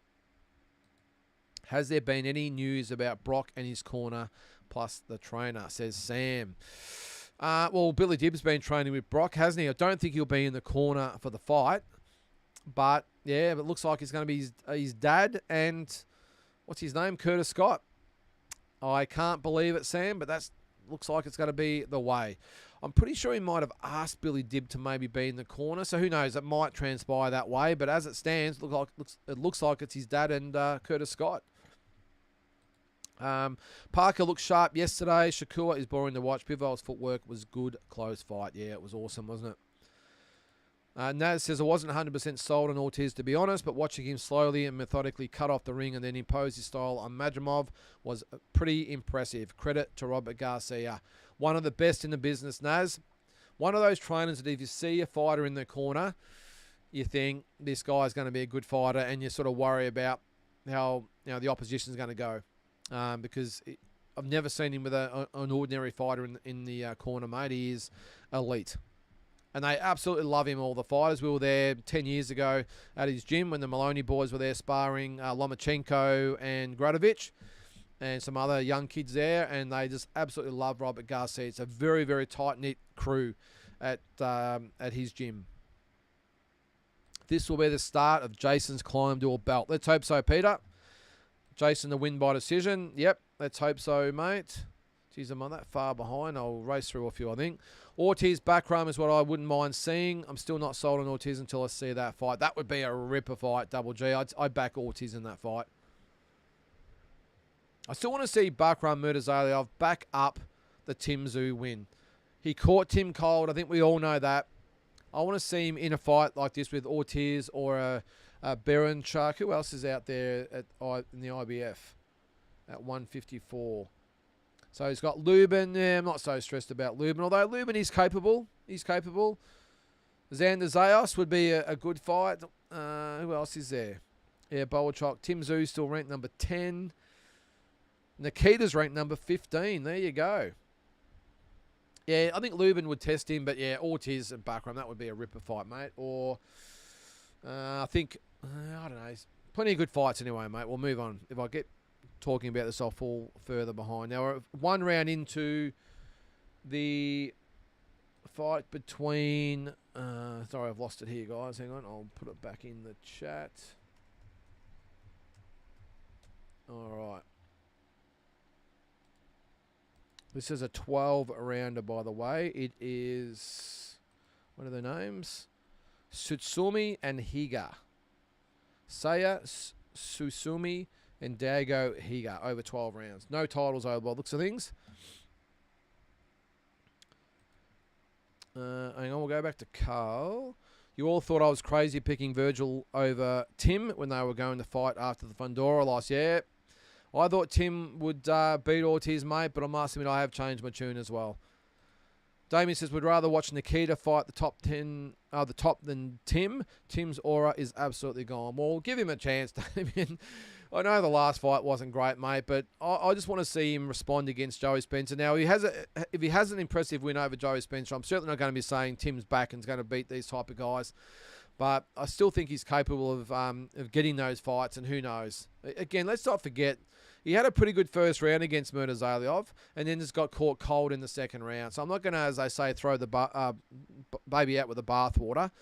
But I want to see him have at least 2 or 3 fights before he goes back to that level. 10 times Prophet says Nikita gets hit too much. Yeah, nowhere near ready for the big boys yet. Prophets, he's ranked number 15, but I would think he's still about 5 fights away before he even entertains fighting someone in the top sort of 10 or 12, I reckon. Carl says Nikita is food for the big dogs at 154. Well, maybe at this point, mate, but you never know down the track. He definitely needs to tidy up his defence. Way too loose. Peter says Tim didn't get caught as he looked past his opponent and paid the price. Opatai says he never worries about anybody than the fighter in front of him. While I will agree with you there, Peter, I 100% think that Tim did look ahead of his opponent and got nailed and paid the price. I agree. I'm just hoping Tim sees it that way, and I'm sure he would. I'm sure he would. That he would think, we're talking about going to America, we're talking about Crawford and Canelo and all these fighters, and forgot that he had a really, really good fighter in front of him. So I'm hoping he sees it the same way as you, and let's hope he makes amends, starting with Joey Spencer. All right. 10 times Prophet says Zarafa and the head splitter are good for Aussie boxing. No boring press conferences when they fight. They certainly are, mate. Yeah, well, love him or hate him, Michael Zarafa certainly draws a crowd and gets plenty of opinions, does he? And the head splitter does as well. Their build-up to their fight was one of the most spiteful I've ever seen, but didn't obviously turn out that way in the ring, but the build-up to that's probably the best I've seen in Aussie boxing since Mundine and Green. No Limit says, Jules, to your point about Tim originally scheduled for Virgil, can a case be made that they've engaged in some questionable matchmaking for the top talent? To some extent, Jules. Look, I don't think so. I think they've just done the right thing for their fighters. You've got to remember, when a fighter signs with a big promoter, they want the big opportunities. Now, Sam Goodman's probably an example. I know everyone probably thought that he was going to get ironed out by No in a way, but that's fine. Maybe he was, maybe he wasn't. But at the end of the day, No Limit did the job and got him a shot. They got him ranked number 1 with a couple of organisations and got him an opportunity within a way. And I certainly didn't see Sam Goodman complaining about getting that opportunity. So they've done the job with him. Liam Wilson, 2 cracks at the world titles. Not much more they could do with Liam Wilson. They've got Tim, the WBO belt. Look at the fighters they've lined up for him to bring out here. I'm not saying they're all world beaters, but to get Tony Harrison and Brian Mendoza out here to Australia, pretty good by No Limit. And then to get Tim a couple of big fights in America. They got him a world title fight after the loss to Fundora. Now, I know in hindsight, it was a bad move to put him straight in with Murtazalia, but at the time we weren't saying that. I think we all looked at the Fundora fight and said, well, yeah, if it hadn't been for the cut, he would have flogged Fundora, so why not throw him straight into another world title fight? Pats on the back to No Limit for getting him that world title fight. There was no complaints at the time. I didn't hear anyone say, do you think it might be a bit early for Tim coming off the loss to Fundora? I think we're all saying, hey, No Limit, great job. He could have been sitting around waiting for another opportunity, and we all know he would have beaten Fundora if it wasn't for the cut. So good on No Limit for getting him that another shot so quickly. Not very often you have another world title opportunity coming off a loss.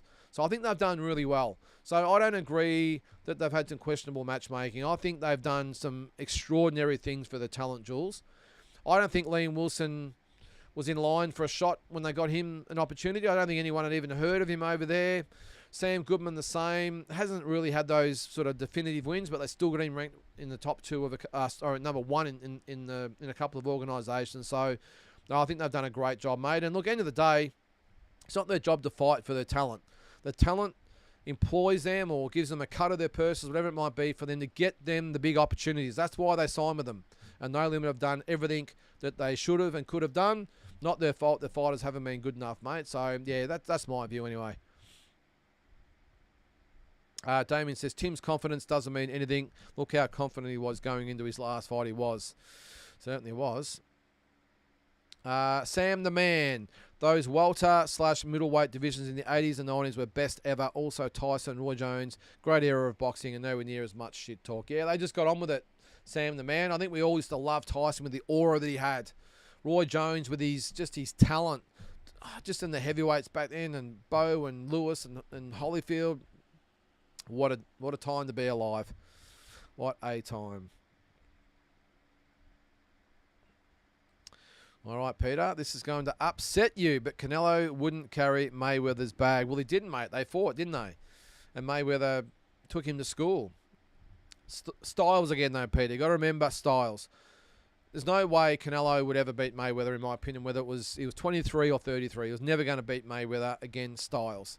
I actually thought Manny Pacquiao would have given Mayweather a better fight just by his style, that in and out, really good hand speed, foot speed, in and out sort of thing. I really thought that would have upset Mayweather, and it was one of the easiest fights Mayweather's ever had, wasn't it? As was the Canelo fight. Strangely enough, it was probably a shot, well, I won't say a shot, but pretty much on the downslope, Oscar De La Hoya, who gave Floyd one of his best fights, questionably or arguably could have even got the decision. Marcus Maidana gave Mayweather problems, and Maidana is nowhere near the fight of Canelo, but again, the style made it hard for Mayweather. And no, I don't think he won the first fight, by the way, before anyone asks. Gave it his best shot, gave Mayweather some problems, but there's no way Maidana won the fight. All right, Carl. When Virgil beat the Mean Machine, I knew he was the goods. Against Madrimov, he showed great IQ, and his defense was on point. Yeah, very, very good fighter, Carl. And again, got a great trainer in his corner. All right, Ryan, you agree? I'm 12 months off 50 myself. No social media, no mainstream news, and the 80s and 90s boxing events were simply better. 100%. Even, look, I just long back to the days of the commentators on HBO, even Showtime, but more so HBO, Larry Merchant, and who was the main commentator? his name escapes me, but just brilliant. Just the little docu-series they do, not just 24/7, but they did little documentaries on the night of the fight. They'd show, just unbelievable. But anyway, I'll be here all night if you get me started on the 80s and 90s, mate. Oh, Glenn says Mayweather no better than Canelo. Both cherry pickers. Okay. Virgil made Bud's win over Madrimov look average. Not to use a triangle theory, but Virgil did a much better job cutting the ring off and hurting Madrimov. Different fighters, though, Carl. I'm not going to read too much into that, mate. I think Crawford was just way too cautious on the night, and just different styles. Jules says, hindsight suggests it was crazy for him to fight anyone so soon. Less against a complete unknown at 154. Fundora into Ortiz into Bakram is comical. Yeah, in hindsight, Jules. In hindsight. At the time, everyone was saying, look at our man go. He's going to take the world by storm. All those ones that read the articles of Peter Bedell and Brendan Bradford, I think, got a little bit of ahead of themselves as well. Is anyone in here interested in ever going to one of these Saudi events? I must admit, Damien, not so much. Look, I suppose it would be good to go. I've spoken to Tassie Brown about it a couple of times. He's been there, 4 times in the last year. He loves it over there. I must admit, mate, look, probably not. I'd probably just rather save my money and go to Vegas. Now, they mightn't be as good at cards, but I just love going to Vegas or wherever it might be. New York I'd love to get to. I'd love to get to England, by the way. But I'd love to go to a big fight at the Barclays Centre or something in New York. But the problem is they don't have big fights there anymore because they're all over in Saudi now. So, no, not me, mate. Damien says you won't see Turkey pulling this bullshit September in Vegas. No, let's hope so, mate. Damien also says, is anyone worried about this Ryan Garcia fight after all he said about the Muslims? What did he say about the Muslims? Oh, yeah, he did too, Damien. No, I don't think so, mate. It's in America. He'll be fine. Carl says, Bakram wasn't even in the picture then. That was the PBC working the magic-making in-house side of the street stuff. Yeah, well, you're right. It was all about Ortiz, wasn't it? And then all of a sudden, Bakram came out of nowhere as the champion and was just not given the respect he deserved. Drew says, is it a possibility that Crawford retires after the Canelo fight? I feel his big money options are not in abundance, and at this point might only be fighting for big purses. I 100% think that, Drew. I think after he fights Canelo, win or lose, I would think if he wins, maybe there'll probably be a rematch. I think if he loses, that might be it. Unless he maybe wants to go out on a win. But I think he's fighting for the money now, mate. Maybe a bit of legacy, but mainly about the money. But look, and all credit to him. He's 36, 37, whatever it is. You can't fight just for the fans all the time. Mayweather probably didn't in the end. He just took the best fights for the biggest money in the end, and Canelo's sort of doing that at the moment as well. I admire Crawford for trying to get that one definitive legacy fight before he retires. I welcome it. I think it's going to be a lot better and more even fight than a lot of people suggest. To the point where Crawford, I think, my humble opinion, is a live chance in that fight, regardless of the size difference and all the rest of it. You've got to remember, the size comes down to, like, Crawford and Canelo fight at certain weights, but who knows what their walk-around weights is, the difference in weight. Maybe it's not as big as what we thought or think. I think he's a live chance, but I think after that fight, if he loses, yeah, it could be curtains. All right. Sam the Man says, in the 80s and 90s, had Michael Buffer, before he became a parody of himself, sent chills up your spine when you rolled out, let's get ready to rumble. I first heard that, Sam. It was the Marvin Hagler, Mustafa Hamsho fight, Madison Square Garden, 1983. I was 9 years old, and I remember hearing it, and even as a 9-year-old, I had chills up the spine there, mate. I really did, and you say the same thing there. Now, these days, it's just... everyone just sort of yawns and, yeah, okay, let's get on with it. Well, not yawns, but you know what I mean. It's not like it used to be. And you're right, he has become a parody of himself, but he's still getting paid very well by all accounts. What's that, Carl? Shout out to the British electrician for going nine rounds with Shakur Boringson. And he broke his hand again. Yeah, we might be out for a while now, won't he? Why hasn't anyone called out Barkram Murtazalov since his demolition of Tim? Well, why do you think, Carl? I got a feeling because he's a very, very dangerous guy, and look, very dangerous, but with not a lot of benefit for a lot of these champions, except for probably unifying the belts. I mean, you look at the moment, you got Crawford about to fight Canelo, Fondora's about to fight Shordale Booker, and probably Ortiz after that. Well, Bakram Murtazalov has also mentioned he might even go to middleweight. If he can't get Crawford or Fundora or one of these types of guys, he's going to go to middleweight. Imagine him fighting a Janabek, Alan Kanuli. Wow, now that's a fight. So maybe we'll put that on the list of the great fights to be made. Carl says, say a prayer for Brock. Keith beats him, easy work. What are we? Only a couple of weeks away from that, aren't we?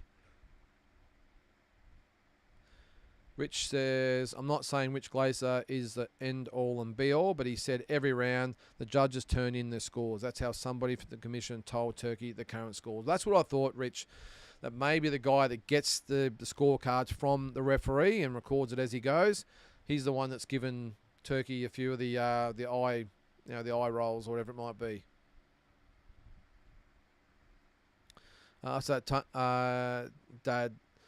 Tom's dad, Naz, watched the whole card with his son. That's awesome. Nearly fell asleep during Shakur's fight, but he didn't. Who didn't? Yeah, good call there, mate. Well, he's a trooper by the sounds of things.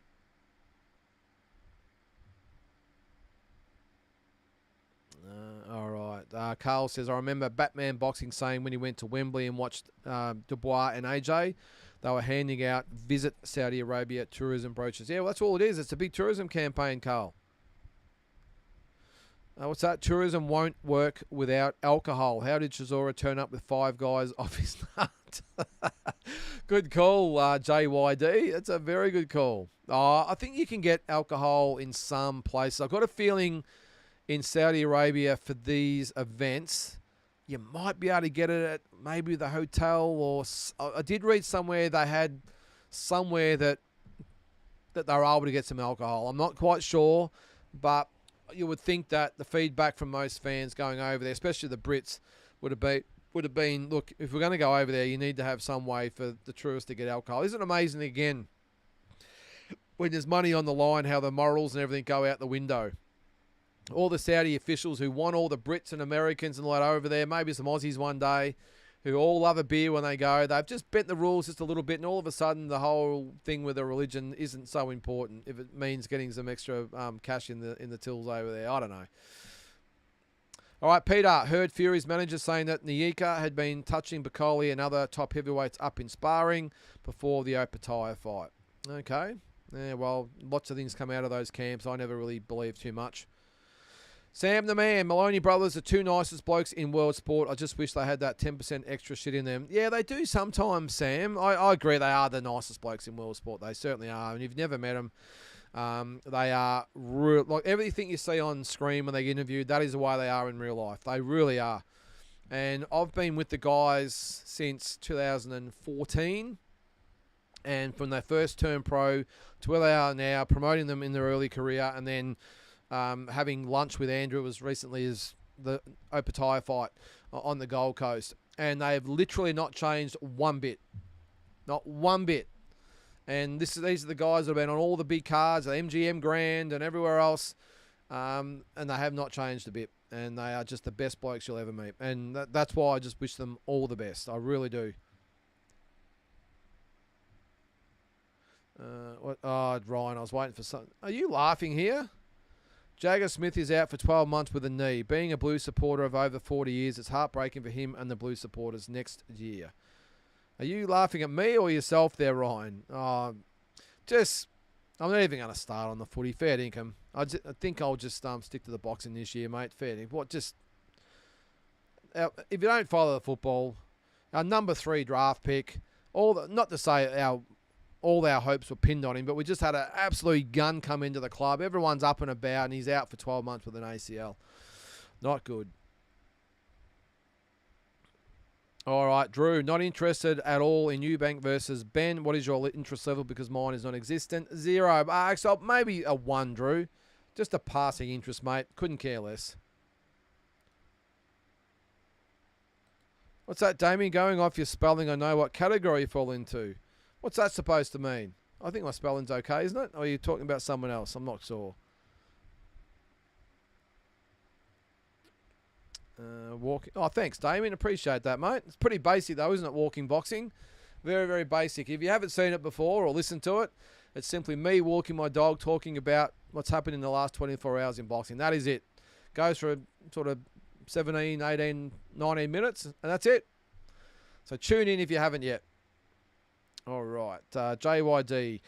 Parker, Bacoli have sparred a few times. I'm sure it was Nick Campbell who said if they ever fought, the fans would be in for a treat. Hell for leather. Obviously, this match wasn't ideal. Nah, just wasn't the right timing, JYD. And thank you, mate. Living doll. Thank you. I appreciate that. If that was a compliment, I appreciate it. Sparring stories cracked me up, to be honest. David Nyika saying he dropped Jai 3 times in sparring, ended up in hospital for 3 days. Yeah, mate. As a former fighter myself, I take nothing away from sparring because some fighters take it more seriously than others.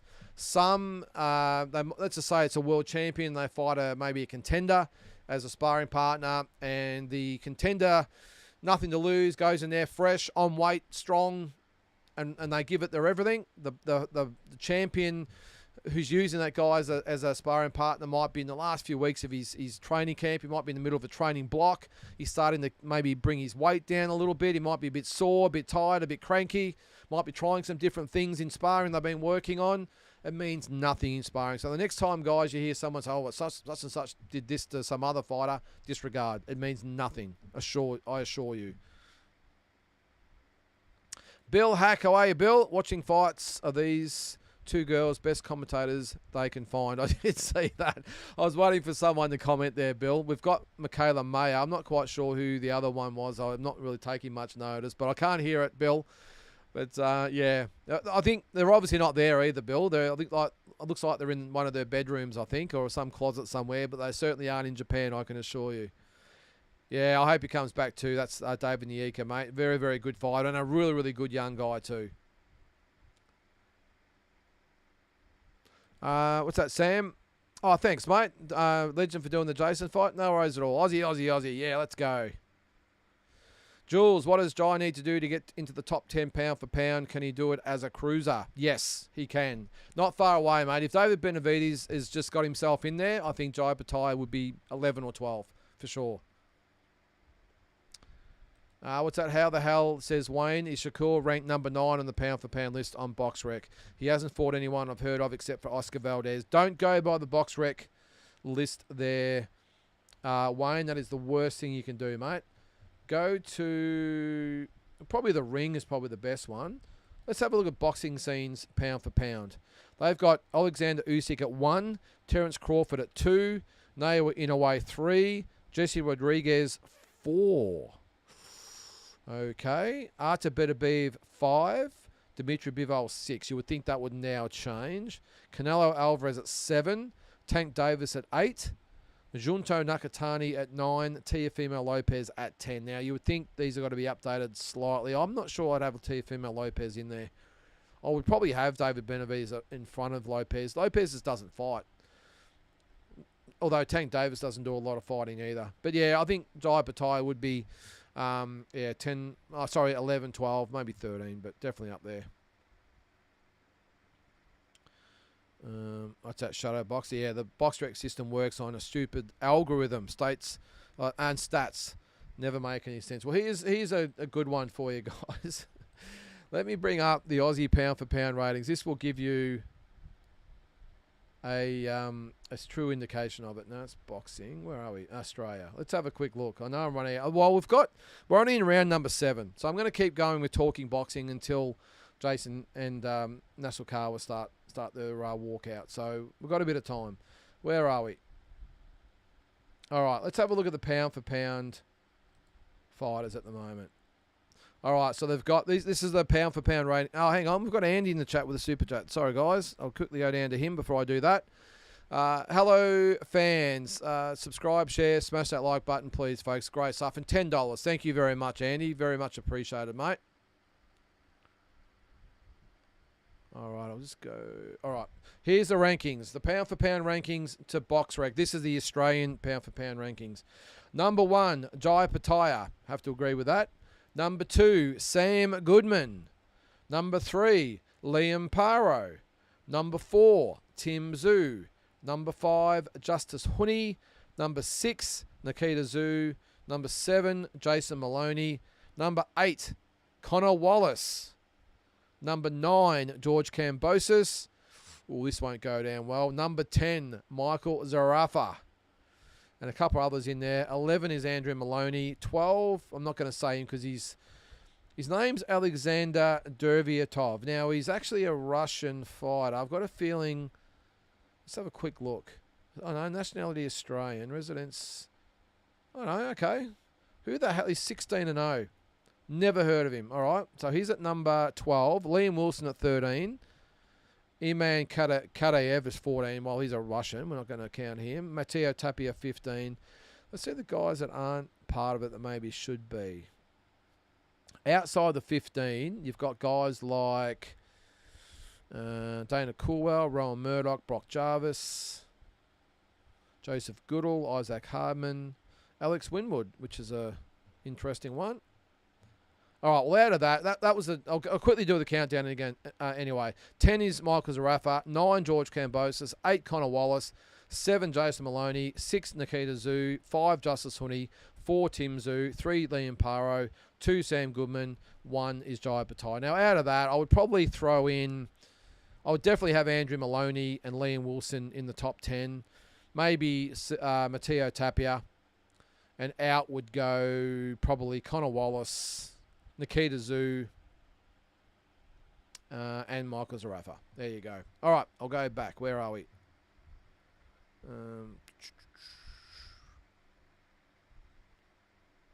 Sorry, you guys. Where are we? Just take a drink while I'm doing this. All right, Sam. Haney versus Garcia in the middle of Times Square. Do you think it happens? No, it won't happen, Sam. They're fighting on the same card in, what is it, May? Yeah, in May. But I think the rematch is 100% going to be in Saudi Arabia, mate. So this is what I'm saying. Devin Haney, Ryan Garcia in Saudi Arabia? Look, I don't know, mate. Just let me know your thoughts. I understand this is where all the action is, but can't we have some of the big fights still in America? Especially that one, the real grudge match. Is it really going to have the same sort of appeal in Saudi Arabia? Probably not. All right, JYD says, Turkish, shake my hand. Didn't deny it yesterday. Okay, I'm not sure. What's that? Thanks for the show. Do you remember Butterbean? Certainly do, Cal. 100% I remember Butterbean, the best 4-round fighter in history. Bill, actually, Bill, you're going to end up over in Saudi Arabia with Tassie at some stage? I'm sure he'd take you over there at some stage, mate. Are you going to go to the March 12th? Is it March 15th card as well? Tassie's got down there in Tassie, which should be a ripper fundraiser for the Peter Mac Foundation. Should be awesome. What do you got there, mate? Bill says Brock should realise without Jeff to climb to where he's at would have been a lot harder. Fighters with no one get used and abused. Certainly don't get Japan, China sparring trips. So I'm with you there, Bill. And I think Jeff would have opened a lot of doors for Brock. But he's still got the fight. If he gets the win here, then maybe he could look for a trainer after that to maybe take over. But it's going to be a tough ask to beat Keith Thurman, mate. Very tough ask. Jules, head splitter going off at the Russian. I've seen that on social media. Has really whet my appetite for that fight. Could rival Zarafa Harman build up if they both want it. I 100% agree, Jules. I think it could almost exceed it if that's possible, these two. Look, I'll be honest. I'm not a massive fan of Mikhailovich. I'm open about that, and I will be 100% in Isaac Hardman's corner. But all that aside, for the sake of boxing in this country, what a fight that would be, and in and out of the ring. I'm not saying either of these guys are world level or anything like that, but the fight itself, the build-up, it'd be great for the sport in this country. I really do. Jules, fair points on No Limit. I've got a bit of recency bias thinking about that banana skin. Oh, Saavedra, yeah, yep, against Hardman and Tapia. You versus Liam is framing as another, as is Thurman. But agree, they've got the opportunities. Yeah, well, as I said, mate, if that's all they're after is the biggest opportunities they can get, well, you can't do much more than give them the opportunities. Damien, the Colonel Bob Sheridan was the best commentator. I agree. He wasn't the commentator on HBO though, Damien. He worked for Don King back in the day, Bob Sheridan, but he was probably my favourite. The way he called fights. I actually had the pleasure of meeting Bob Sheridan once actually a couple of times. Once in Vegas and once in Queensland when Jeff Horn fought Manny Pacquiao.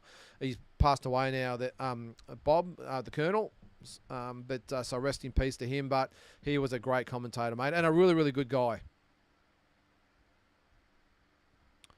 Double G, how good was Mayweather during his pretty boy Floyd days? I like that version better than the Money Mayweather days. Yeah, I agree, mate. Peter, I want to see Apataya fight CBS in London on a Saudi card just to see him beat the shit out of him. Yeah, I'd love that too, mate. What's this? If there's anyone best placed for a Saudi showdown, it's you. That beard is getting you local price every time. I need to grow it out a bit though, mate, don't I? Don't have to shave the moustache off. I think that's what it is. I don't know. I could probably pass for a few different nationalities, couldn't I, Jules? What's that, Peter? Canelo will absolutely bully the shit out of Crawford. Yeah. Theoretically, Peter. But we're talking about a great fighter in Terence Crawford, so we will see. What's that? Lynden versus Ike the President? Who's Ike the President there, mate? Let me know. Who got you into boxing, Lynden? Oh, geez, we could be here all night if I answer that. No one, to be honest, Damien. I didn't know anyone. I started taking interest in boxing, what was I, 7 or 8? Actually started boxing when I was 10. I didn't know anyone that boxed. I had no relatives that boxed. Just, don't know, mate. Maybe just one of those lucky people that just was born with it in my DNA, mate, because I was absolutely obsessed with it. While other kids were reading comic books, I was reading boxing magazines, mate. I knew everything. Every fighter, every ranking, every result. I was pretty much a little walking boxing encyclopedia back there, mate. I just lived for boxing, and all I did was every day. My mum would probably get me 5 or 6 boxing magazines for the month. Back then, of course, there was no internet. So you have to get the KO magazine. There was Boxing Weekly. There was The Ring. There was a few different ones. And I got all of them, again, probably for about 5 or 6. And I spent the whole month reading an article or 2 out of all the magazines every single day before I went to sleep. And I knew there wasn't anything about boxing that I didn't know, mate, I can tell you. It sort of waned a bit over the journey once I sort of got more serious about it. But, yeah, no, I didn't know anyone, mate. Just, as I said, maybe just fortunate to have the gene or the DNA. JYD says, Michael Buffer is struggling to even read his cue cards these days. Bruce is still killing it. Yeah.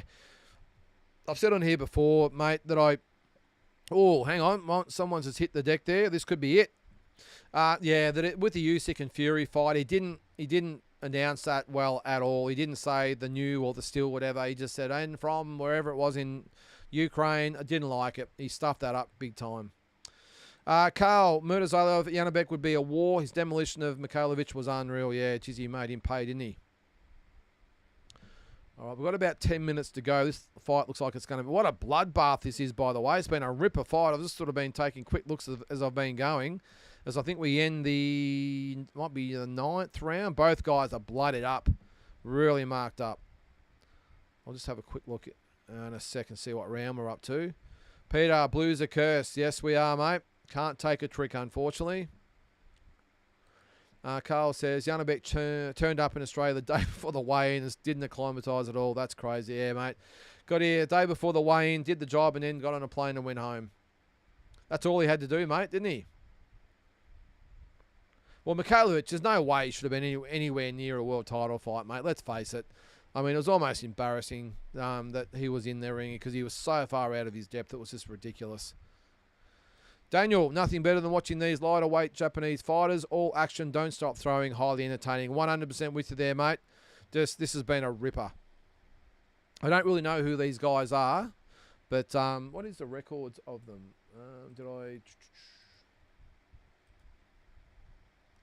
They're pretty good, I think. Akai was... is that the one? No. Yeah. Susumi is 12-0, 2 draws. Higa is 21-3-1. All right, we're almost at the end of these. What's that there? Box rate counts Kadiev as Australian. Surely he's top 10 pound for pound. Yeah, he's not. Unfortunately, he's not Australian, Jules. I can vouch for that. I saw him at the Opataya and Niika fight. Had a quick chat to him after the fights, if you can call it that. He came over. He saw us sort of looking at him and smiling. And I think Ronnie might have said g'day, and he walked over. And I think this fight's about to be over, by the way, in round number 10, but we'll see. And he came over, and all he did was stand there and smile. And Ronnie's tried to make conversation. He had no idea what he was saying. It was good, though, because George Kambosos and his dad were there, and they sort of, helped sort of interpret a little bit. But he had no idea what was saying, mate. So I can assure you, he's not an Aussie. We'll claim him, though, won't we? What's that? Love the Ricky Hatton Pac-Man post in the background. Oh, thanks, Carl. Yeah, that was the first, that side. That was the first ever fight I went to at the MGM Grand. May the 2nd, 2009. So I thought I would put that up there for a bit of prosperity. I'm probably going to get another couple of photos to put up here at some stage. But yeah, no, it's that was from, is it Richard Sloan, I think his name is, who does those ones. In my gym, actually, Carl, I've got about another dozen of those posters. But I've got them with, they sell gloves over there, and you can buy them in the gift shop, and they've got that poster on it. And so most of those, I've got the glove. They've all got the ticket. You can see the ticket just here. That's the ticket there.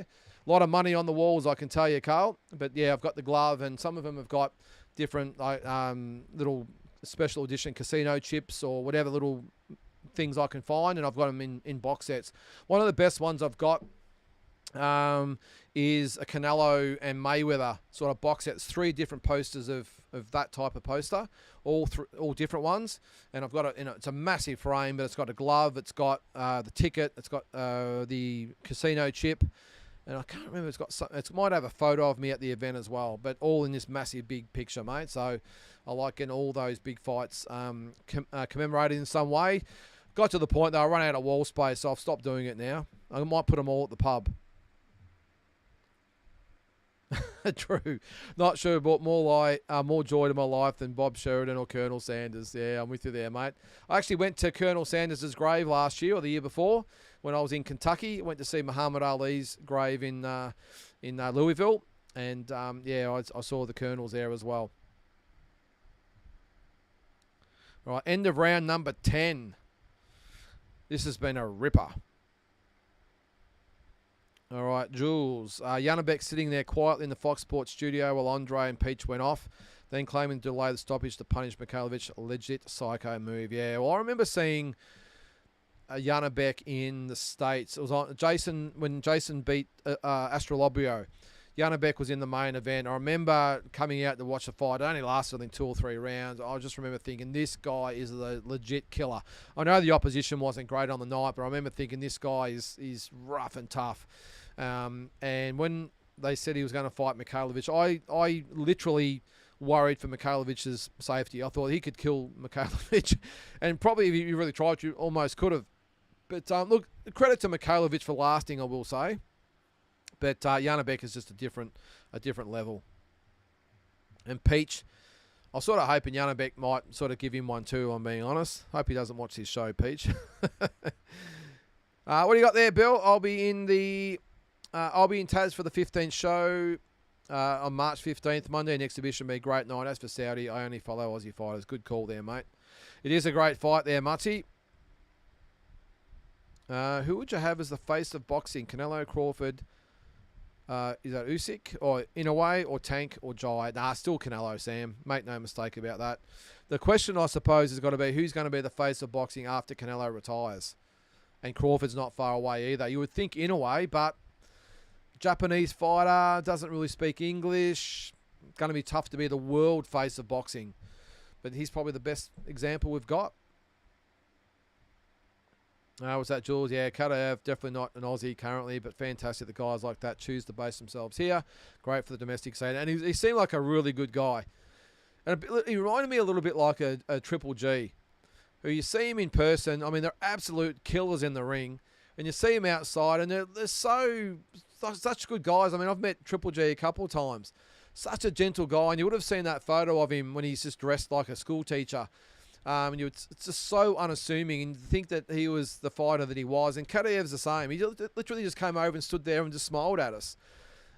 Big, solid guy for a lot. Not tall, but just a solid guy. But geez, I could think of better places to be, Jules, on the other side of the ring against him, because he can do some damage. Make no mistake about that. Naz says, all the best with the KO Lounge opening this week, mate. Can't wait to get down there one of these days. Oh, thanks very much, mate. Yeah, our first official night is this Saturday night. We had a private function there on Saturday night, which was great. It was we use it sort of more of as a dress rehearsal, but we've got the Liam Wilson, Yusuf Dib fight on Saturday night. This fight's about to be over. I've said that a couple of times, but Higa hanging in there, but Susumi is putting all the pressure on in the 11th round with about 40 seconds to go. Yeah, so we've got the Dib and Liam Wilson fight on this week, mate. We've got a food truck down there because we haven't got our kitchen sorted yet. So we've got a food truck down there selling American barbecue, which I'm sure that'll be popular. And we'll see how we go, mate. But thank you, I appreciate it. What's the KO Lounge? Yeah, it's just we've got a pub shadow boxer, and it's got a big lounge in it. I've decided to make it into a fight lounge. We've got all fight posters in there. I'll put some pictures up this week when we open it. But yeah, I've got 3 massive big TVs in there. I've got a 100-inch and a couple of 85-inch TVs and fight posters everywhere. And it's going to be just geared towards boxing and UFC fans, mate. So you're in the area of Bendigo when we have a big fight, come on down. All right, Drew, what do you got, mate? Who did you dislike watching more, Stevenson or Rigondeaux? No disrespect to their obvious talents. No, I didn't mind watching Rigondeaux, Drew. I know he wasn't the most entertaining fighter out there, but I loved his skill. He was a brilliant, brilliant fighter. And it also shows how good a fighter Lomachenko was or is, because he made Rigondeaux look second rate. And I just thought Rigondeaux was a brilliant fighter. To watch his footwork and his timing and reflexes, not the most powerful guy, but just a brilliant fighter. And I suppose the other thing to look at with Rigondeaux and Lomachenko is that Lomachenko was I think he was a couple of divisions above Rigondeaux when they fought. So it might have been a little bit more even if they had fought at the same weight. But I definitely like Rigondeaux. And what's your question? Who did I dislike watching more? Well, Stevenson, mate. And the other thing is Stevenson, I just don't like him as a person. I hate big mouths, Drew. And Rigondeaux, he probably had his moments, a bit of taunting and all that sort of stuff, but he was a great fighter and a humble guy as well. So just watching here.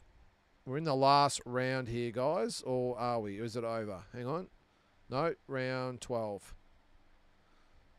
Here we go. So last 3 minutes of this fight, and then we'll switch over to what I'll have to do. We might have to... I'll come back to this screen because I've just realised I haven't actually done a graphic. Okay, so what we might do is when this round or fight finishes, wait a couple of minutes, I'll reconnect and we'll go again on this same graphic that you see here. Okay, and we'll do the watch along. But I think we will do it as a standalone, I think. So last round here, and geez, what a fight it's been. Wow. I'll just take, where is that down there? Yep, Bendigo Shadow Boxer, Central Victoria, if you're down that way.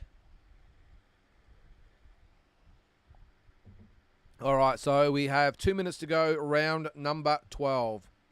In what's just been a brutal fight. I think from what I've seen, Susumi has done enough to win the fight because Higa has really battled in this last probably 3 or 4 rounds. And next up will be Jason and Nasukawa. What do you think of the mullet, guys, of Nasukawa? He's definitely flashy, isn't he? Apparently he's got over 1 million followers on social media. He is a superstar over there, which is probably why it's the co-main and probably not this one. I'm not sure why this is 12 rounds, by the way. There's no belt on the line. Unless it's some sort of WBA belt, because BoxRec don't put them on their site. All right, guys, any last questions before we call it a night? We're at 3 minutes past 9 at the moment. I think what we'll do is call it a night here, guys. Give me about 5 minutes, okay? And then I'll start a live watch along of Jason and Nasukawa. I might actually give me a quick opportunity to make a quick graphic to put up, and we'll be ready to go. I'll go get a drink, do some business, and I'll come back in about 5 minutes. So we say about 9:10 here. So guys, that will do. Thanks to everyone that's tuned in. Make sure you again return in about 5 minutes for the Jason watch along. But as far as everyone watching for the Talking Boxing or listening on Spotify, I really appreciate you watching and listening, and keep a lookout for Walking Boxing every day of the week, and we'll catch you next time. Thanks guys.